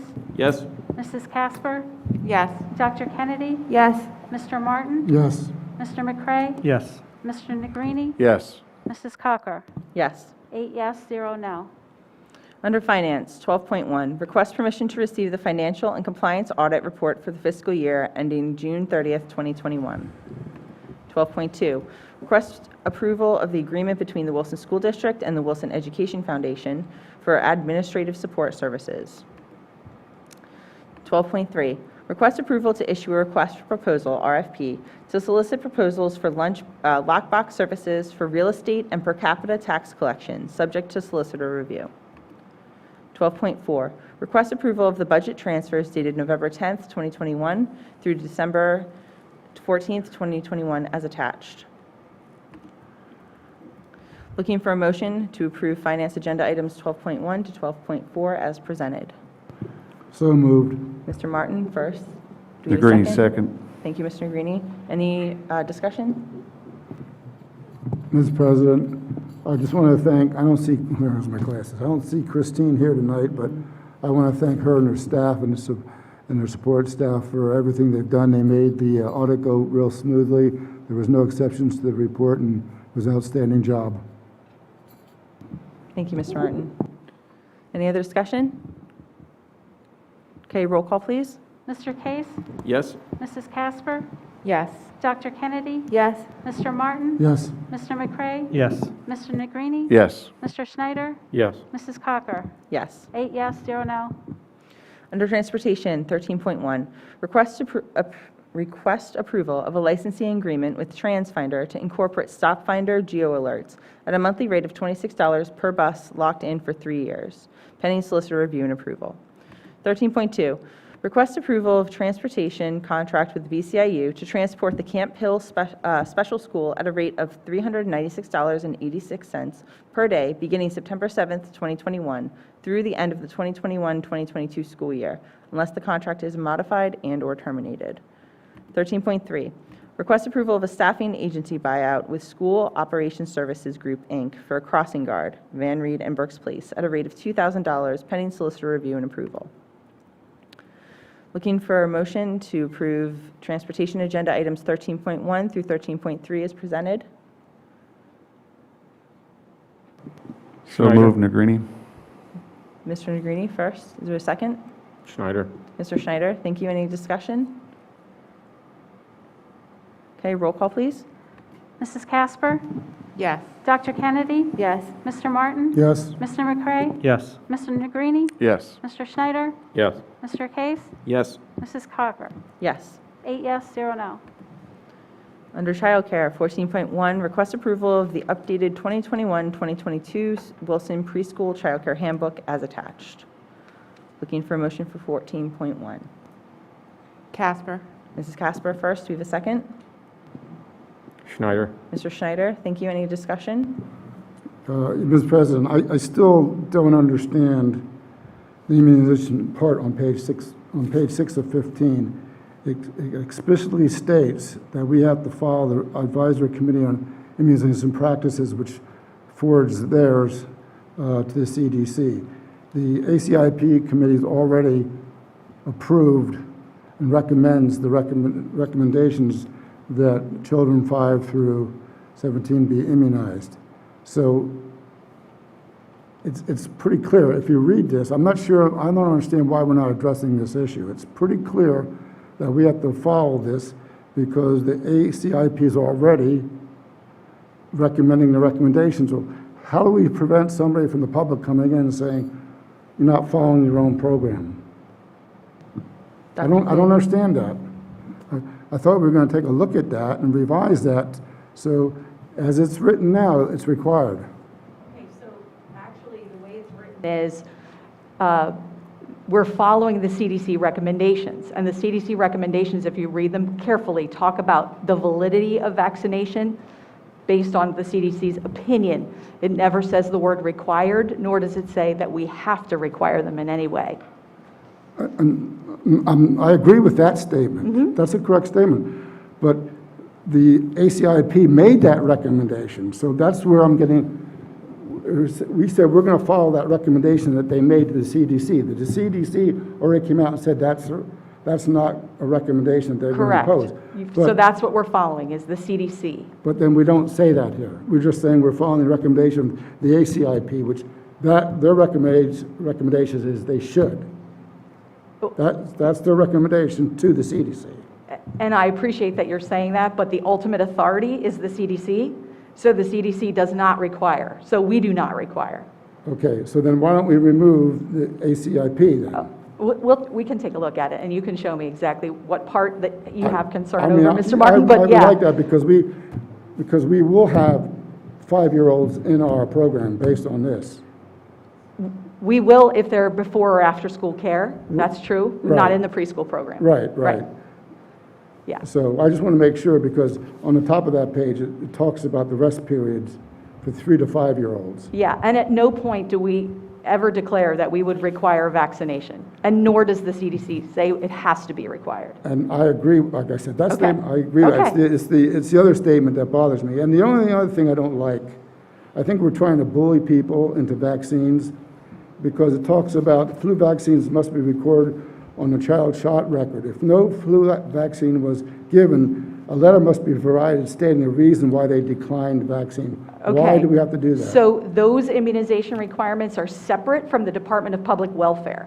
Those are not Pennsylvania Department of Education standards. And so that's why, as a participant through the Department of Public Welfare, we're required to make those statements about immunization for flu and other childhood illnesses. No, So okay. those are conditions of running a licensed program. But so, when it says we have to state the reason for declining vaccine, you can say, I didn't want it? Yes, and Okay, you can just take a wanna make sure. religious exemption or anything like that. Same as you But could. if I wrote down, for my grandkids are in in kindergarten, so if I write that down, not me, my son would have to do that, or his wife. Yes, That's an acceptable reason? yes, you have that right. Okay, Yeah, all right, that's what I just make, okay. okay. Any other discussion? Sounds like a record-keeping thing. Okay, we have a first and a second. Roll call, please. Dr. Kennedy? Yes. Mr. Martin?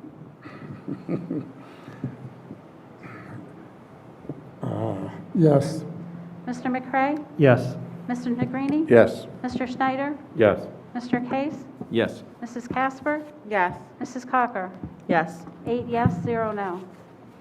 Under policies, we have first reading of policy 9.903, public participation in board meetings.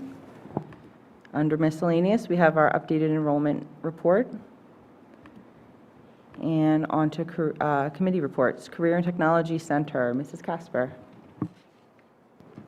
Thank you, President Cocker. So we met at the West Campus on December 9th, and we talked a lot about next year's budget. I also, we will soon be saying farewell to Mr. John Reedy, who is BCTC's current CFO and Director of Adult Continuing Education.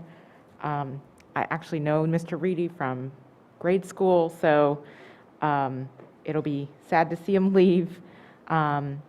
And I also wanted to acknowledge our students who will be receiving honors for this first grading period.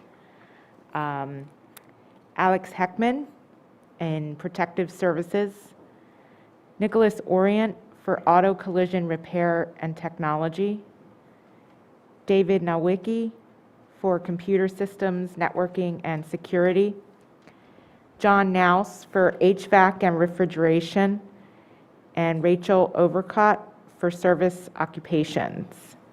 And then I wanted to acknowledge Wilson 10th grader Rogan Hartman, who came in 4th in the Lebanon Fairgrounds Nursery Landscape Regional Competition. So congratulations, Rogan.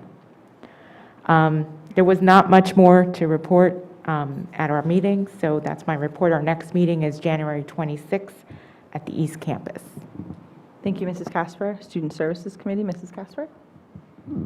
I have no report. Berks BCIU, Dr. Kennedy. And neither the BCIU nor the curriculum committee have met since our last meeting, so I have no report.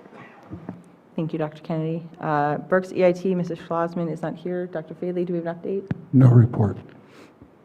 Extracurricular committee, the Joint Committee of Extracurricular Facilities and Finances met last Monday at 4:30 and discussed, amongst other things, the future project for the baseball and softball fields. And it was more of an informative meeting, giving us an update on the progress of the project.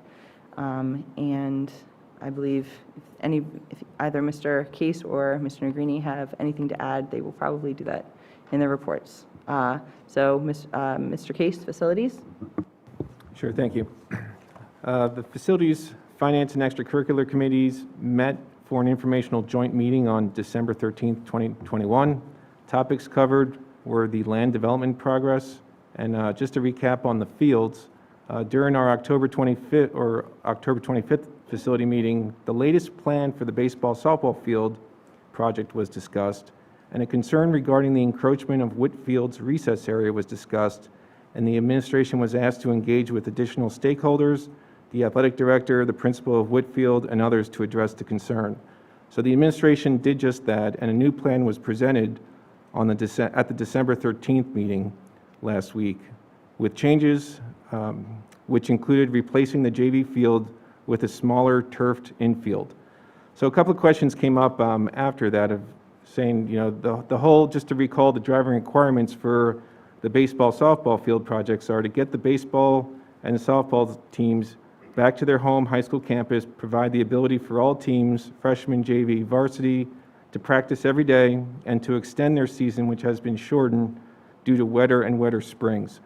So lights provide the opportunities for scheduling multiple teams on the same field, which we do not have today, and turf provides many benefits of an earlier practice season and extended play after rainstorms, snow melt, etc.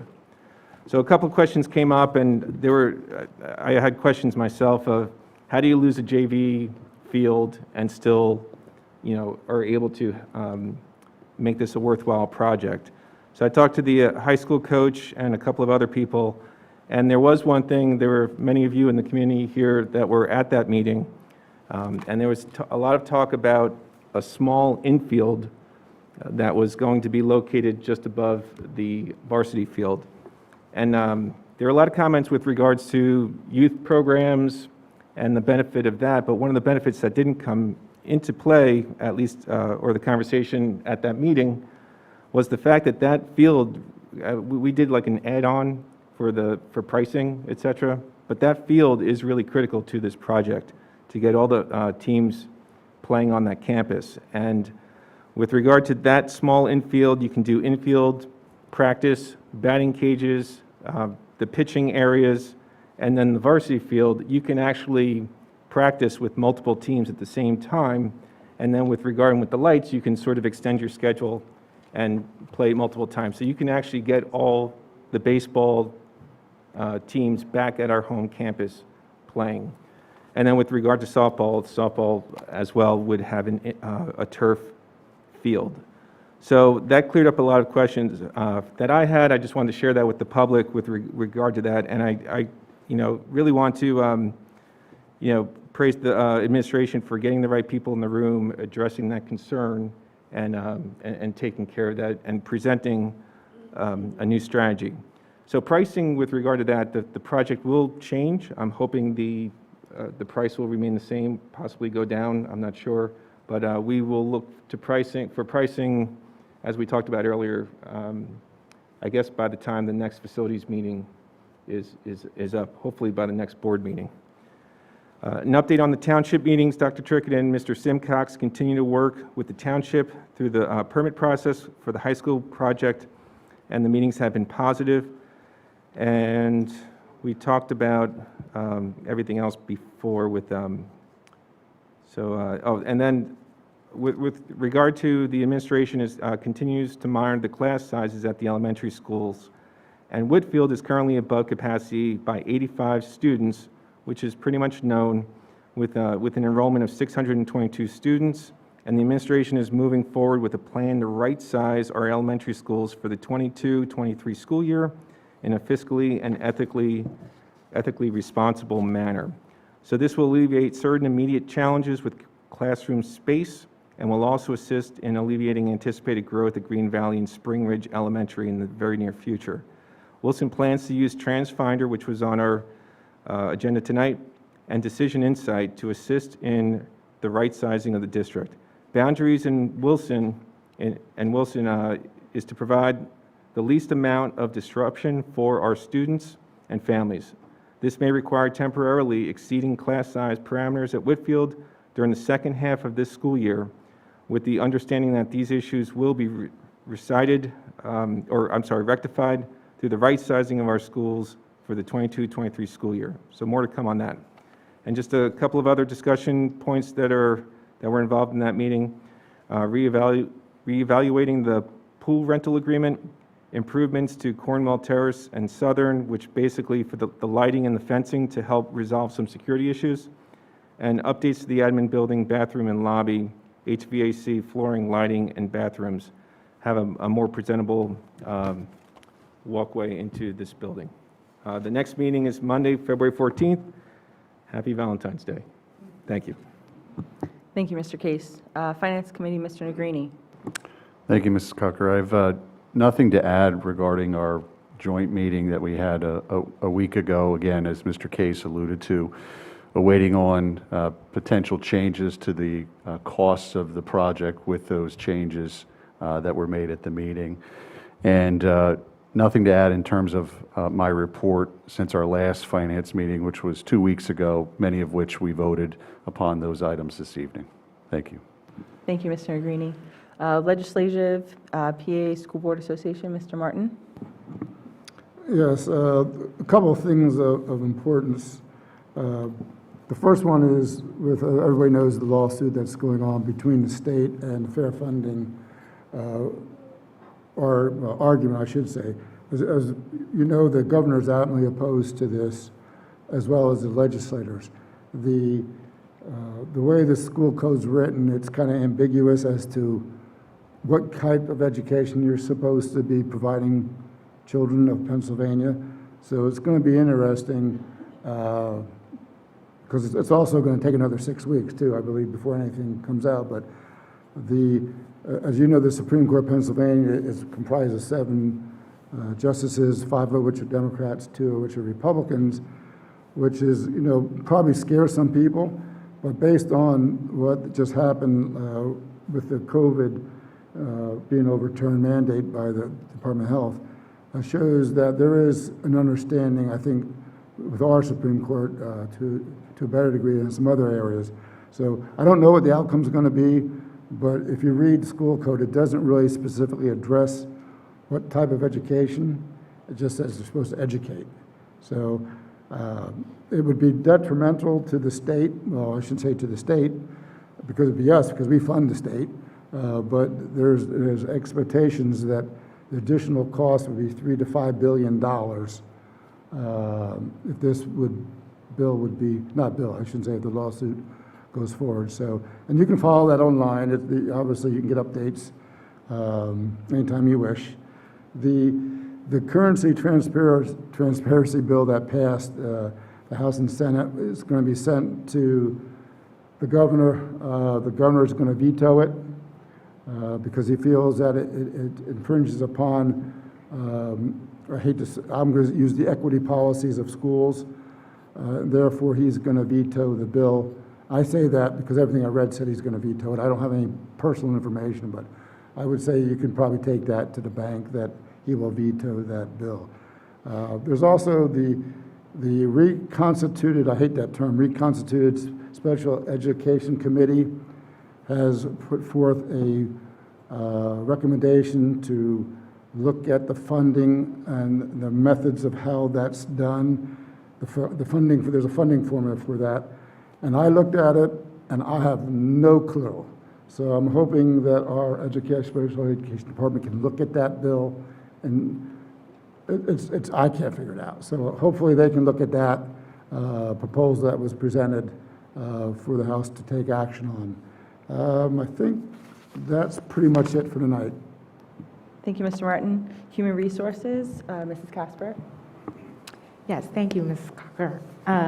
This was my first committee meeting for the Human Resources as co-chair, so I was asked to fill in for Brad tonight in his absence.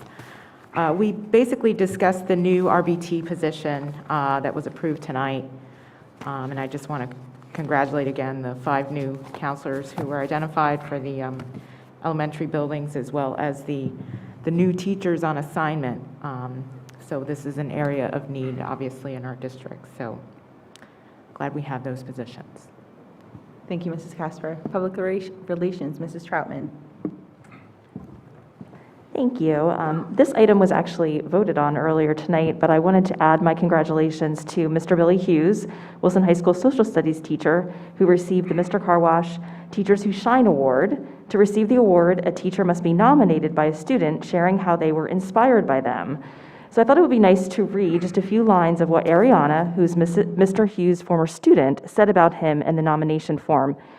She said, "Mr. Hughes inspired me to never give up on my dreams and to always be optimistic. Mr. Hughes has positively influenced me. His passion and love for psychology inspired me to become an aspiring psychiatric nurse practitioner. No one deserves this award more than Mr. Hughes." So Mr. Hughes received a $500 grant to be used for his classroom, and we want to congratulate him on this very well-deserved recognition. I also wanted to let our community know that the Wilson School District is excited to announce that we are once again offering our popular Building Bulldogs program for families in our school community. This is a program designed to build skills for kindergarten success, to build relationships with families, and to build confidence for students who will be transitioning to kindergarten. Building Bulldogs is available for residents of the Wilson School District with children who are 4 to 5 years old before September 1st, 2021, and their parents and guardians. And one thing to note is that this program will be in person this year. Last year it was virtual. This year it will be in person. There will be an informational night for parents and guardians at the district, actually right here in this room, on January 26th, 2022. And there will be 2 sessions offered. One will be from 6 to 6:30 and one from 6:45 to 7:15. So families can learn more about Building Bulldogs, and they can also register on our website. Thank you. Thank you, Mrs. Troutman. Education Foundation, Mr. Case. No report. Technology Committee, Mr. McCray. No report.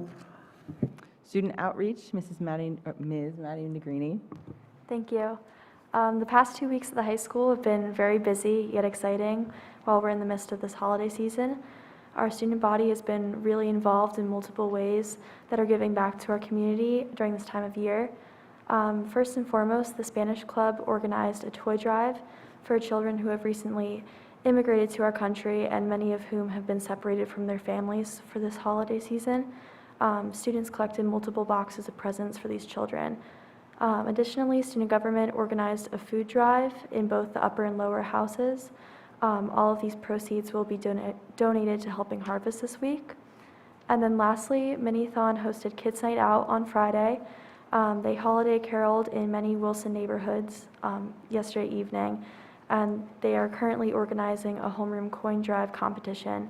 And all of these proceeds from these 3 events will go directly towards their grand total, which goes to pediatric cancer research. Thank you. Thank you, Ms. Negrini. Mr. Moravich, do we have an update?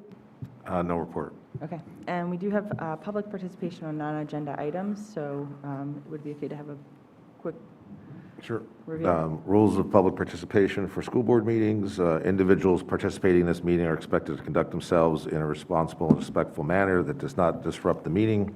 Public comment is not question and answer, but instead is an opportunity to offer comment on matters that are or might come before the board. Comment should be directed to the board as a whole. Neither the board nor administration can comment on matters involving employees or students because of privacy rights and concerns. Comment shall be limited to 3 minutes, and I will provide a notice of 1 minute. Any person making any threats of violence may be removed from the meeting and may be cited by local police. The above expectations are outlined in Board Policy 903, which is embedded in board docs on the district's website. Thank you, Mr. Moravich. First, we have Mr. Jeff Janagavo, Board Leadership.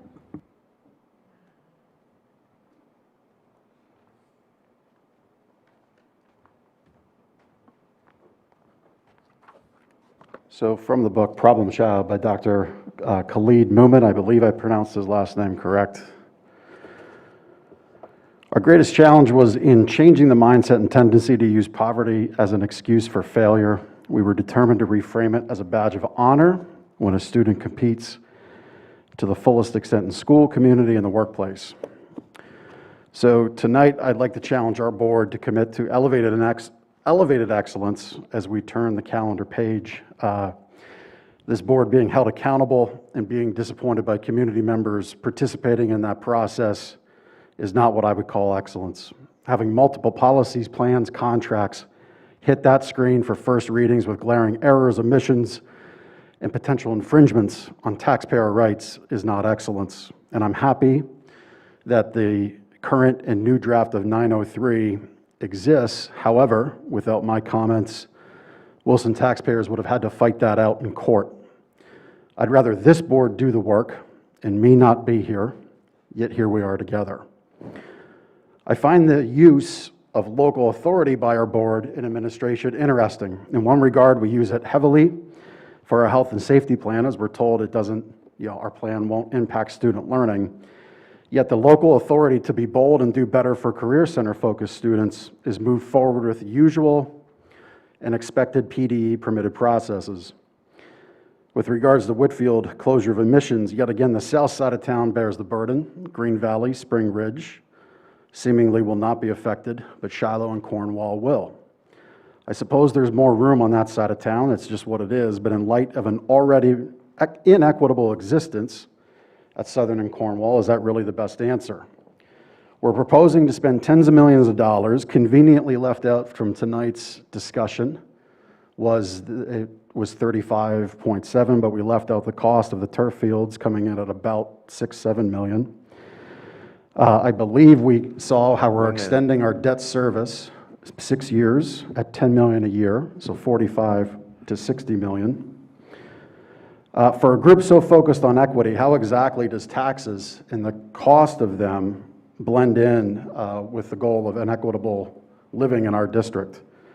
You won't fool me by scapegoating that it's evil landlords' fault that rents go up. When costs go up, rents go up. And when taxes go up on families, they feel it, whether they own, rent, or have a free and clear title, which really, in the context of this conversation, is kind of an oxymoron when taxes continue to go up.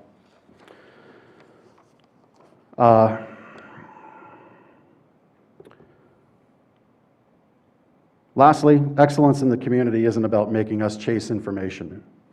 Our district website's difficult to navigate, and frankly, I would suggest there's a massive liability in regards to ADA rules about websites in the public realm. Information is disseminated in many different ways, and I think that's very, very problematic. And that's what I have to share tonight. Thank you. Thank you for sharing your concerns. Scott Case, masking.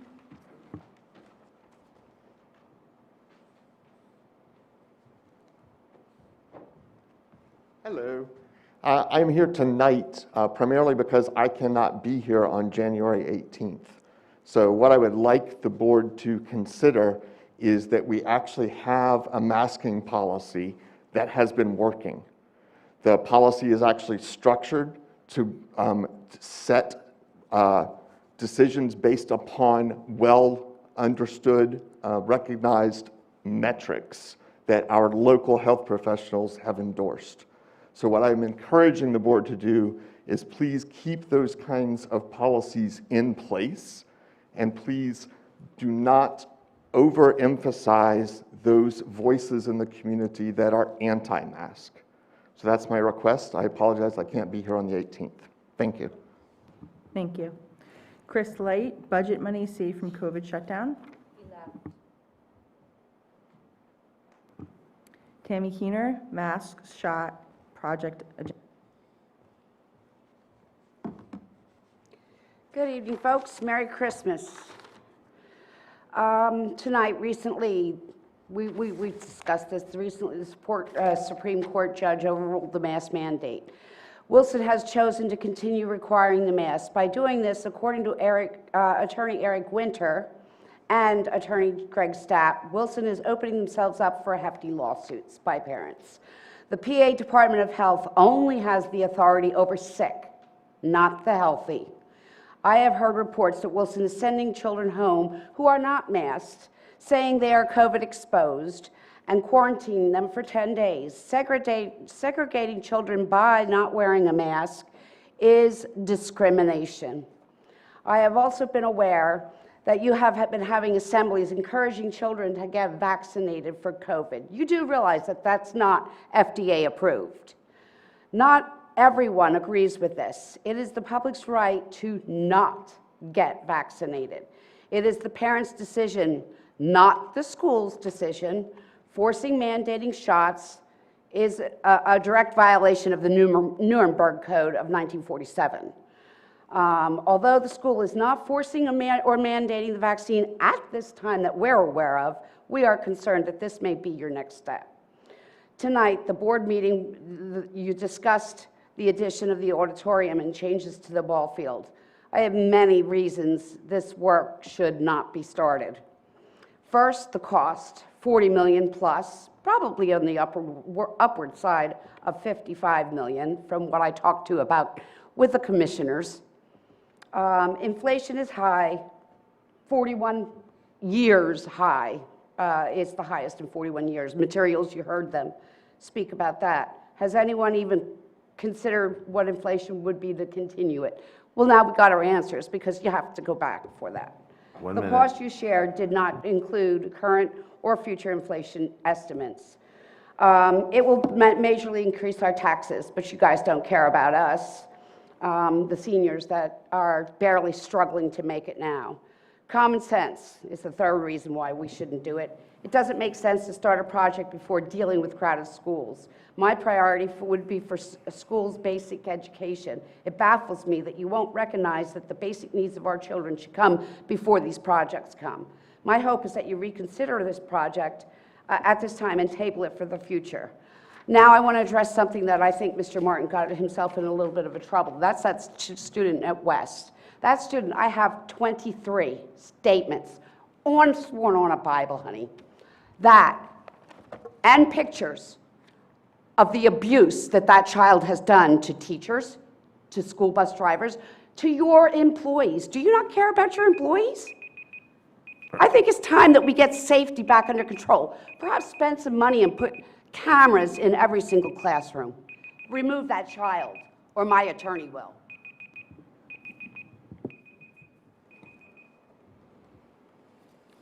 Val Delp, Health and Safety Plan.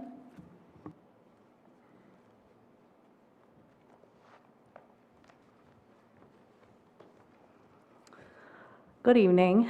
First, I wanted to thank you all for giving us an update on kind of where we fall within the parameters of the health and safety policy. I know I've asked for it and a couple of other people in the community have, so I do appreciate that. Thank you very much for that update. I know it's already been brought up a few times that the authority of presidential administration and our own health secretary has come into question in a lot of the courts. I've really been trying to figure out why it is that you guys as local public officials still feel you have the authority to mandate masks for our children. I work for one of the largest insurance and investment companies in the world. So I look at everything from a risk and liability lens. It's just part of what I do on a daily basis. And I just wondered if you guys have considered that how you're actually putting yourselves at risk for personal liability.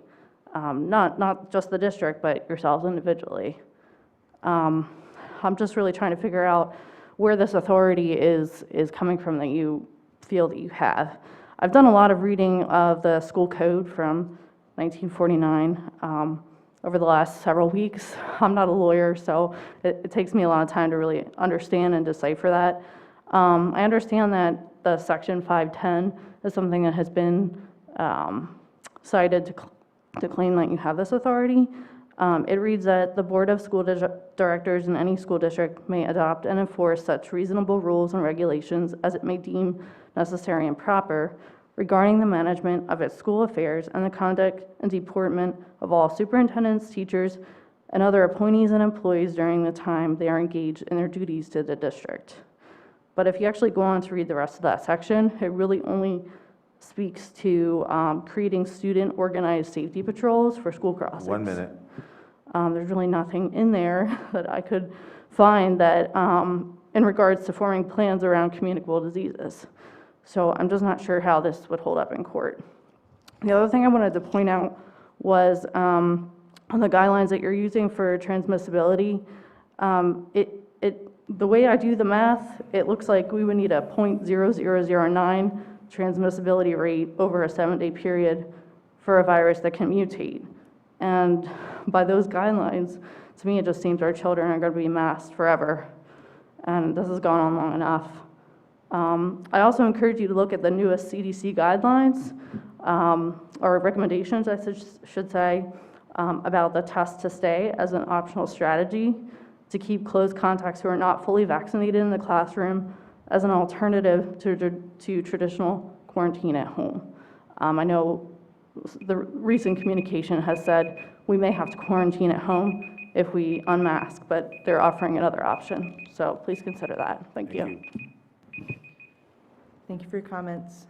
Vince Huff, Teacher Safety.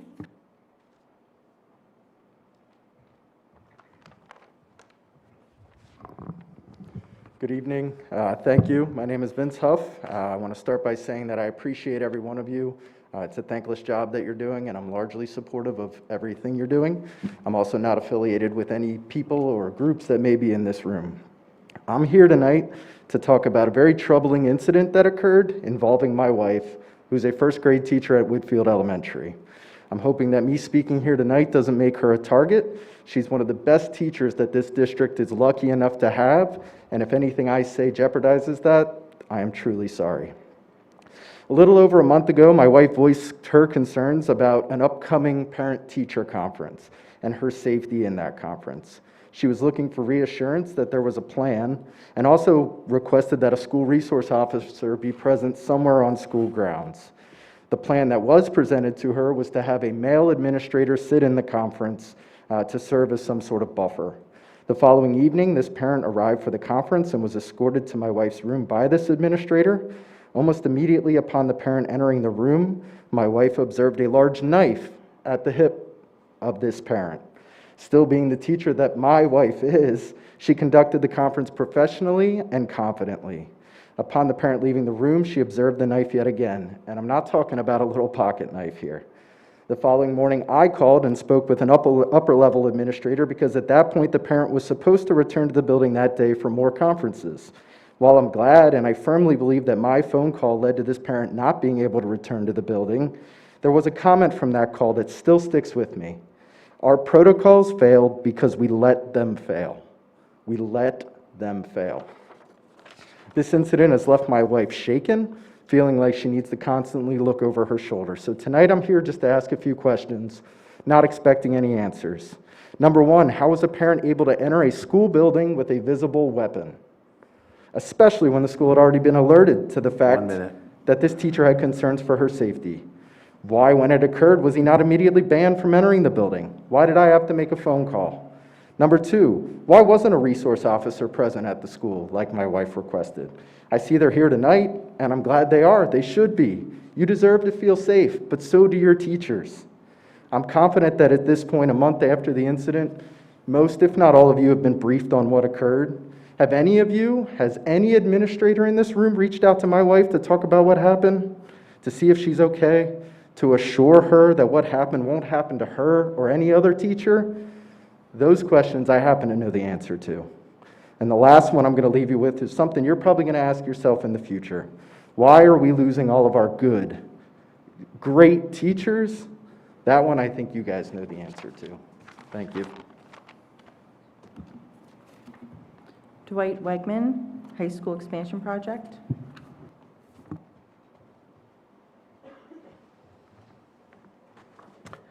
Hi, I'm Dwight. You know me well. I'm just a member of the community here. So, I guess I'm going to start by stating the obvious here when I say that when it comes to this construction project, we already have all of these listed facilities. So I'd like to give some context for everyone. Last year, property taxes were raised 5.6%. Last board meeting, 2 weeks ago, we were told that next year's property taxes were likely to go up the maximum allowed, which was at least over 4%. We also heard tonight that general inflation is increasing at an annual rate of 6.8%, and I would add every month it gets revised upward. So it's not 6.8% going forward, that's just where we are today. And then we also heard about the record high material construction prices. I did some of my own research today, found an article from the National Association of Home Builders from November 9th of this year. Data say that construction materials have increased 25% year to date and 37% since January 2020. Steel prices alone have increased 117% year to date. So that's just some context for what you're considering. And I would just say, this board, you can't look at this project by itself. How does it fit into the big picture? How does it fit into the mission of this school district? Dr. Fadley tonight presented the information on the bond issue. So how many of us here believe, we also heard tonight that we have to absorb any material increases. So is the currently issued bond going to cover all the expected and anticipated cost increases that we can see with this project? And that will not be tax neutral. So, and has anyone talked about the upcoming teacher contract and how's that going to impact our taxes?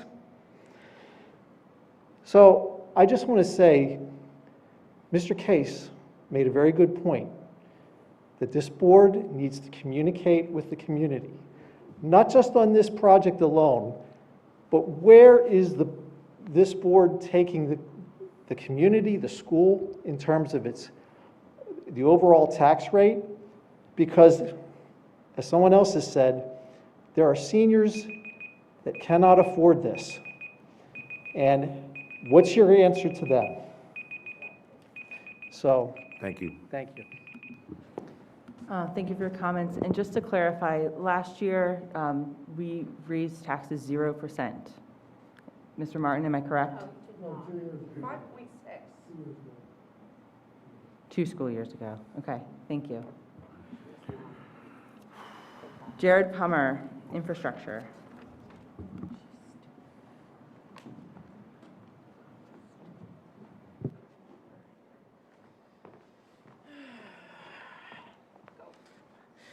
Oh, good evening, everybody. It's been a bit of a while since I've gotten to be up here and talk, since I've been a little busy with some other life commitments, but I'm back. I wanted to comment a little bit on the new construction that we seem to be barreling towards attempting to implement here.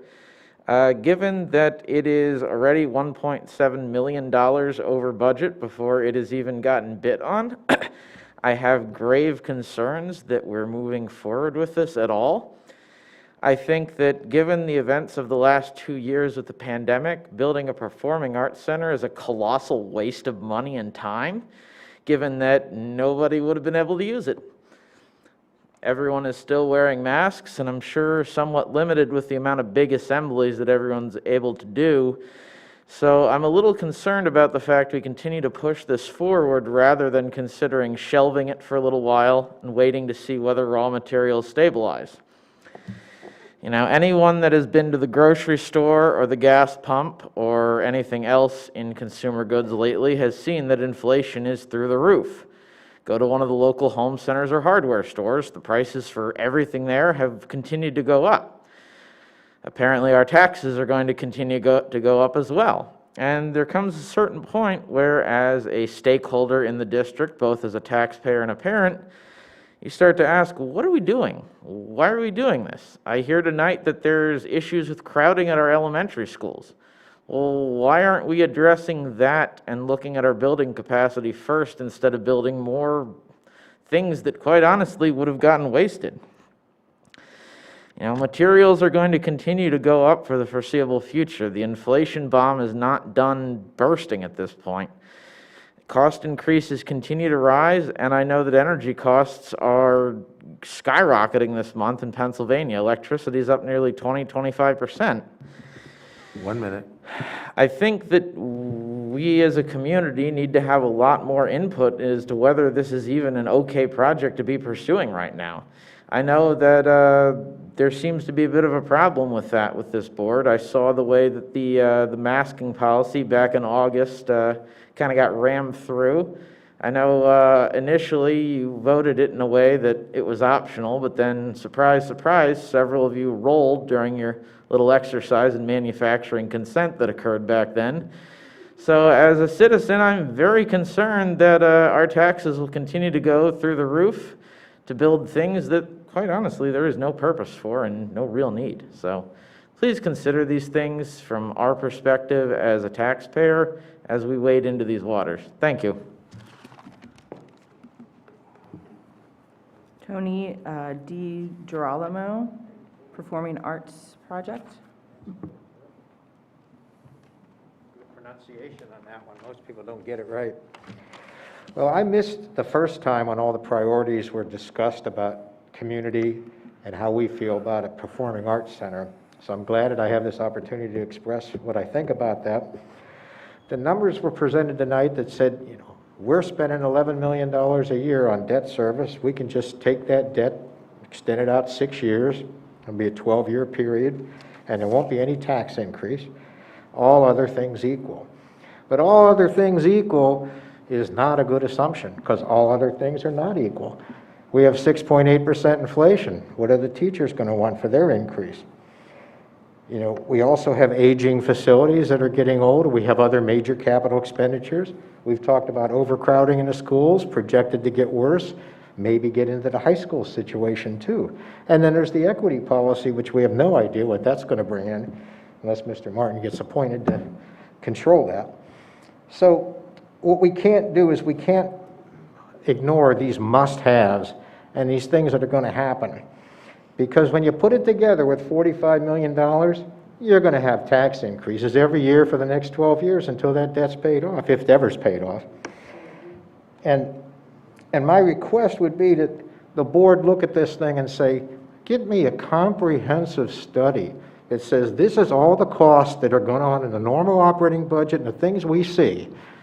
Throw the $45 million on it and say, gee, there really is going to be a tax increase, and let's be truthful with the people, and then tell those people when you go out to the community again, here's your performing arts center, $45 million. How would you like to pay this amount of money in property tax increases for that? Then you could also say, let's take the $45 million out, and maybe you might save some money after left over and give us a tax decrease for a change, which might be a really good thing to do. They don't have to go up all the time. Social Security is projected to be cut 25% if the government doesn't do anything in the next 10 years. Maybe we should be thinking about cutting some of our own expenses too. So I would suggest that we go back out to the community and look into that. Secondly, you got supply chain problems. You got labor problems. Got all these issues that cause unnecessary delays, raise the cost, drag out this project, and make things miserable. Give it a break.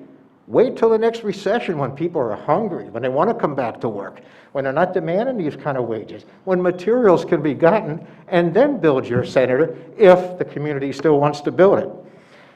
So that's my comments about it. I think you really got to look at it clearly and not talk about things like Joe Biden, the plan is not going to cost anything. Sure, the $45 million, we can spend that, and it is not going to cost anything. It's bullshit, and we all know it. Brian Shavinsky, 903, Community Public Participation Policy and Masks.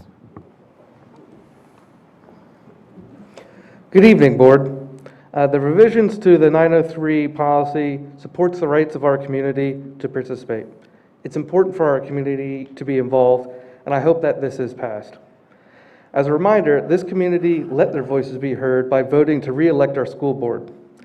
It was an amazing feat that the incumbents did win with less than $250 each in donations for their campaigns. In a comparison, the other candidates' PAC raised approximately $22,500, with $11,500 of that coming just from 2 other donations from other PACs. After their expenses, they still have a war chest of approximately $4,000 remaining to influence future elections. This information is available publicly from the Berks County Election Services. I ask the school board to continue to connect, discuss, and inform our community to make sure that these outside influences don't control us. I ask our community listening now, please speak with your family and friends in the district to keep them informed. I'd also like to end on a positive note. Merry Christmas and happy holidays to all. Thank you. Neha Majmuda.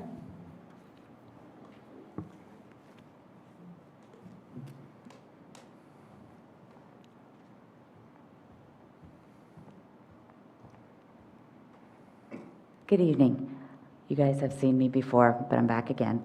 My name is Dr. Neha Majmudar, and an outpatient internal medicine physician, and I have a daughter in the 9th grade. I'm here to discuss the possible changing of the health policy that you'll be voting on in January.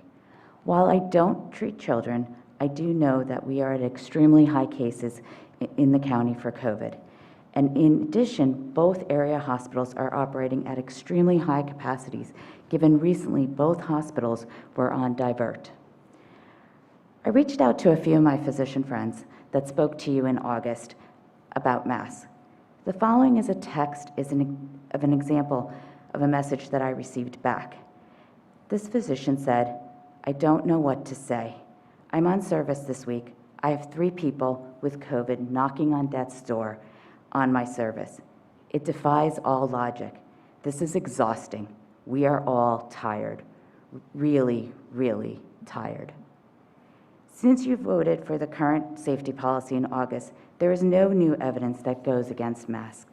I would be the first to admit that being vaccinated, social distancing, and air filtrations are probably slightly better than masks, but we don't have the luxury of that always.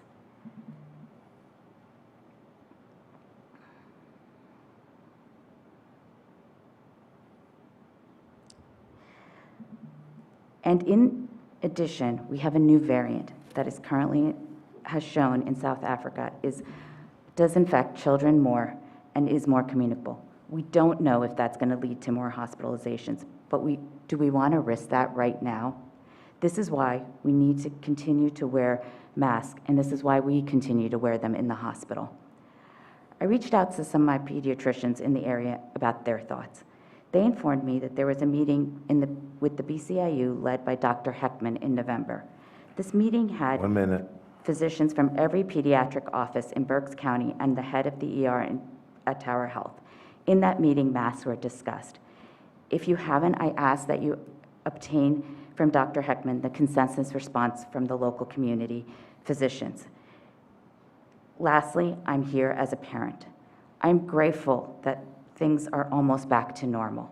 Like most people in this room, our family hated virtual learning, and I will do anything, and my daughter will do anything to continue to be in school. But the question when you take away masks, as Dr. Hofford outlined, how many more children are going to have to quarantine? With our vaccination rates, that seems high. And also, how often is our school going to be closed? And lastly, are we going to miss out on the fun things that my daughter's looking forward to? Her first high school dance, musicals, sports teams. Are all those going to be taken away because we take away the mask? I hope when you think about your decision in January, you think about these items. Thank you. Thank you. Thank you. Vin Shaw, masking.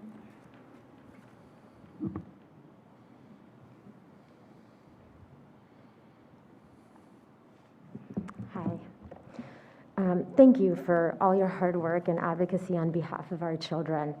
I want to speak about the mask mandate. I realize this must feel like 51st dates, but I want to stress and reiterate the importance of masking. After Thanksgiving, there was a clear spike in numbers. There's no refuting that. Your own data that was presented earlier showed that. While I acknowledge that masks are annoying, they have helped Wilson stay in person so far. After the Christmas holiday, as kids return from dorms and families gather, we're going to likely see another bump. Backing down now would be a grave mistake. Vaccines are available, but our vaccination rate is not high enough. There's a national shortage of monoclonal antibodies to treat patients on the outpatient side. Hospitals across the country, my friends, their hospitals are calling in FEMA and National Guard because there's also a shortage of medical staff. Also, this isn't just about our kids. If we have 10, 15, 20 kids out, school will still go on. But what happens when 10 or 15 teachers go out? How will school stay open then? A friend's child is in an adjacent district where various schools had to be closed over the last few weeks because they've been a little bit softer on the masking. So please continue the mandate until our local numbers start trending down. I think that's regardless of what the Supreme Court decides. What we have, the policy that we have in place, as far as monitoring the numbers, it's working. So please continue to follow that. In-person learning has to be prioritized for my kid, and masks help ensure that. Finally, thank you. Thank you for all you do as you volunteer in this role that you are not paid to do. So thank you for that. And for the teachers, anyone in the room or online, I could not do your job. So thank you for helping our kids thrive at this insane time. Thank you. Thank you. Chastity Santiago, Financial Equity.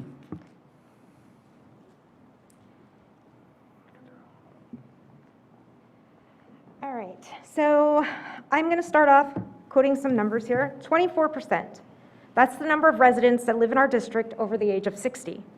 25% is the anticipated rise in district taxes over the next 5 years, estimated, not fact, estimated. And to echo a previous speaker who kind of stole my construction estimates, but you know, the construction costs on the rise, and they're even going to rise even higher in 2022. There's no stopping it. You don't have to be a construction expert to see it. It's easy to find. And I can't find the logic around the urgency to build facilities that we can't even enjoy because there's mandates that you're imposing. What good are acoustics and all this other jazz if you're wearing a mask? They can't be used to their fullest potential. What is the rush? And I don't know what's worse tonight, the lack of transparency related to the rising construction costs, which are very easy to find. I found them sitting in that chair right there. And, you know, or listening to a presentation and presenters that can't even tell us the allocation of materials versus labor costs. I mean, or the third ridiculous thing I've seen tonight is the pushback on the survey question. There are many of us that weren't even part of surveys previously. What is the fear of a survey now in such a costly endeavor? Are you afraid of the real opinion? Because that's what I'm thinking. There was no even discussion around it, just immediate pushback. You know, there's many in our district that are struggling without any increase to their fixed retired income. And I struggle to understand how increasing the financial burden of the grandparents of students in our district aligns with your so-called equity policy. It seems like it's expressing a bit of implicit bias, to quote your policy. You know, you're dismissing the importance of a grandparent in a child's life. I think that's pretty darn important. How can you promptly address the implicit bias in your equity policy when you can't see it in yourselves? It's ridiculous. Grandparents don't care about difference in acoustics, which was ridiculous tonight.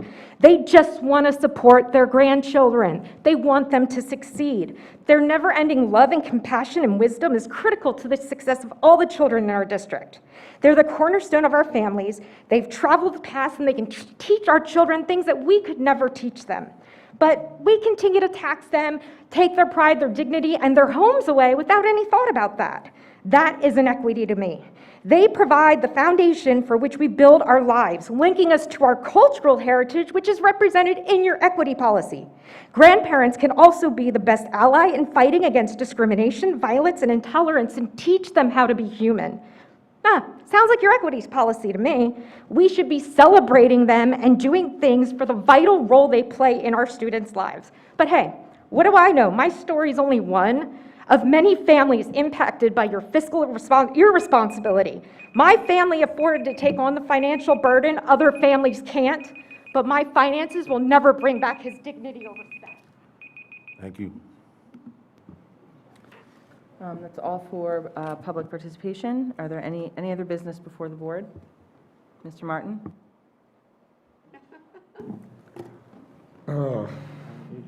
What's that? Well, in the spirit of Christmas, I'm going to limit what I say tonight. But I do want to address a key item for myself. Was three meetings ago, we approved an equity policy. And I was put on the spot about the word shall, and should I reword it right there during the meeting, which I could not do, because I wouldn't do that. But this whole document is filled of shall, and here's the definition of shall. It's used in laws, regulations, or policies or directives to express what is mandatory, and that shall be unlawful such as unlawful to carry this or carry that. They refer to firearms. So it is, by law, something that has to be adhered to. So I asked to have the shall removed, and I rewrote the educational equity definition, which was the main concern that I had. And basically, as written, this is what it says: educational equity shall mean the allocation of resources based upon each individual student's needs, equitable resources including funding, programs, policies, initiatives, supports that are informed by each student's unique background, circumstances, provide them with the opportunity to create their own future. Well, that's a lot. It says a lot. It's basically really a statement that binds the board. So I rewrote this, and it reads, educational equity, the allocation of resources as determined by the board to provide educational opportunities to all students, regardless of race, religion, color, and gender, through programs and policies applied on a consistent basis that created a learning environment for each student to succeed in their chosen field. That removes any worries about an unfunded mandate. Also removes the ability of the public to impose decisions upon the board. It puts the control back on the board. I was disappointed that this rewrite of the educational equity was not approved, and therefore I will keep pressing for this, because shall means what I just said. Any word means shall, it's a mandate. Thank you. Thank you. Any other business before the board? Okay, I'd just like to thank all of our teachers and staff for what feels like a complete school year already, I'm sure, and we're only in December. So I hope everyone has a nice break and rejuvenates, and we're looking for a motion to adjourn. Schneider, so moved. Mr. Schneider, second. Ms. McCray. Martin, thank you. Merry Christmas.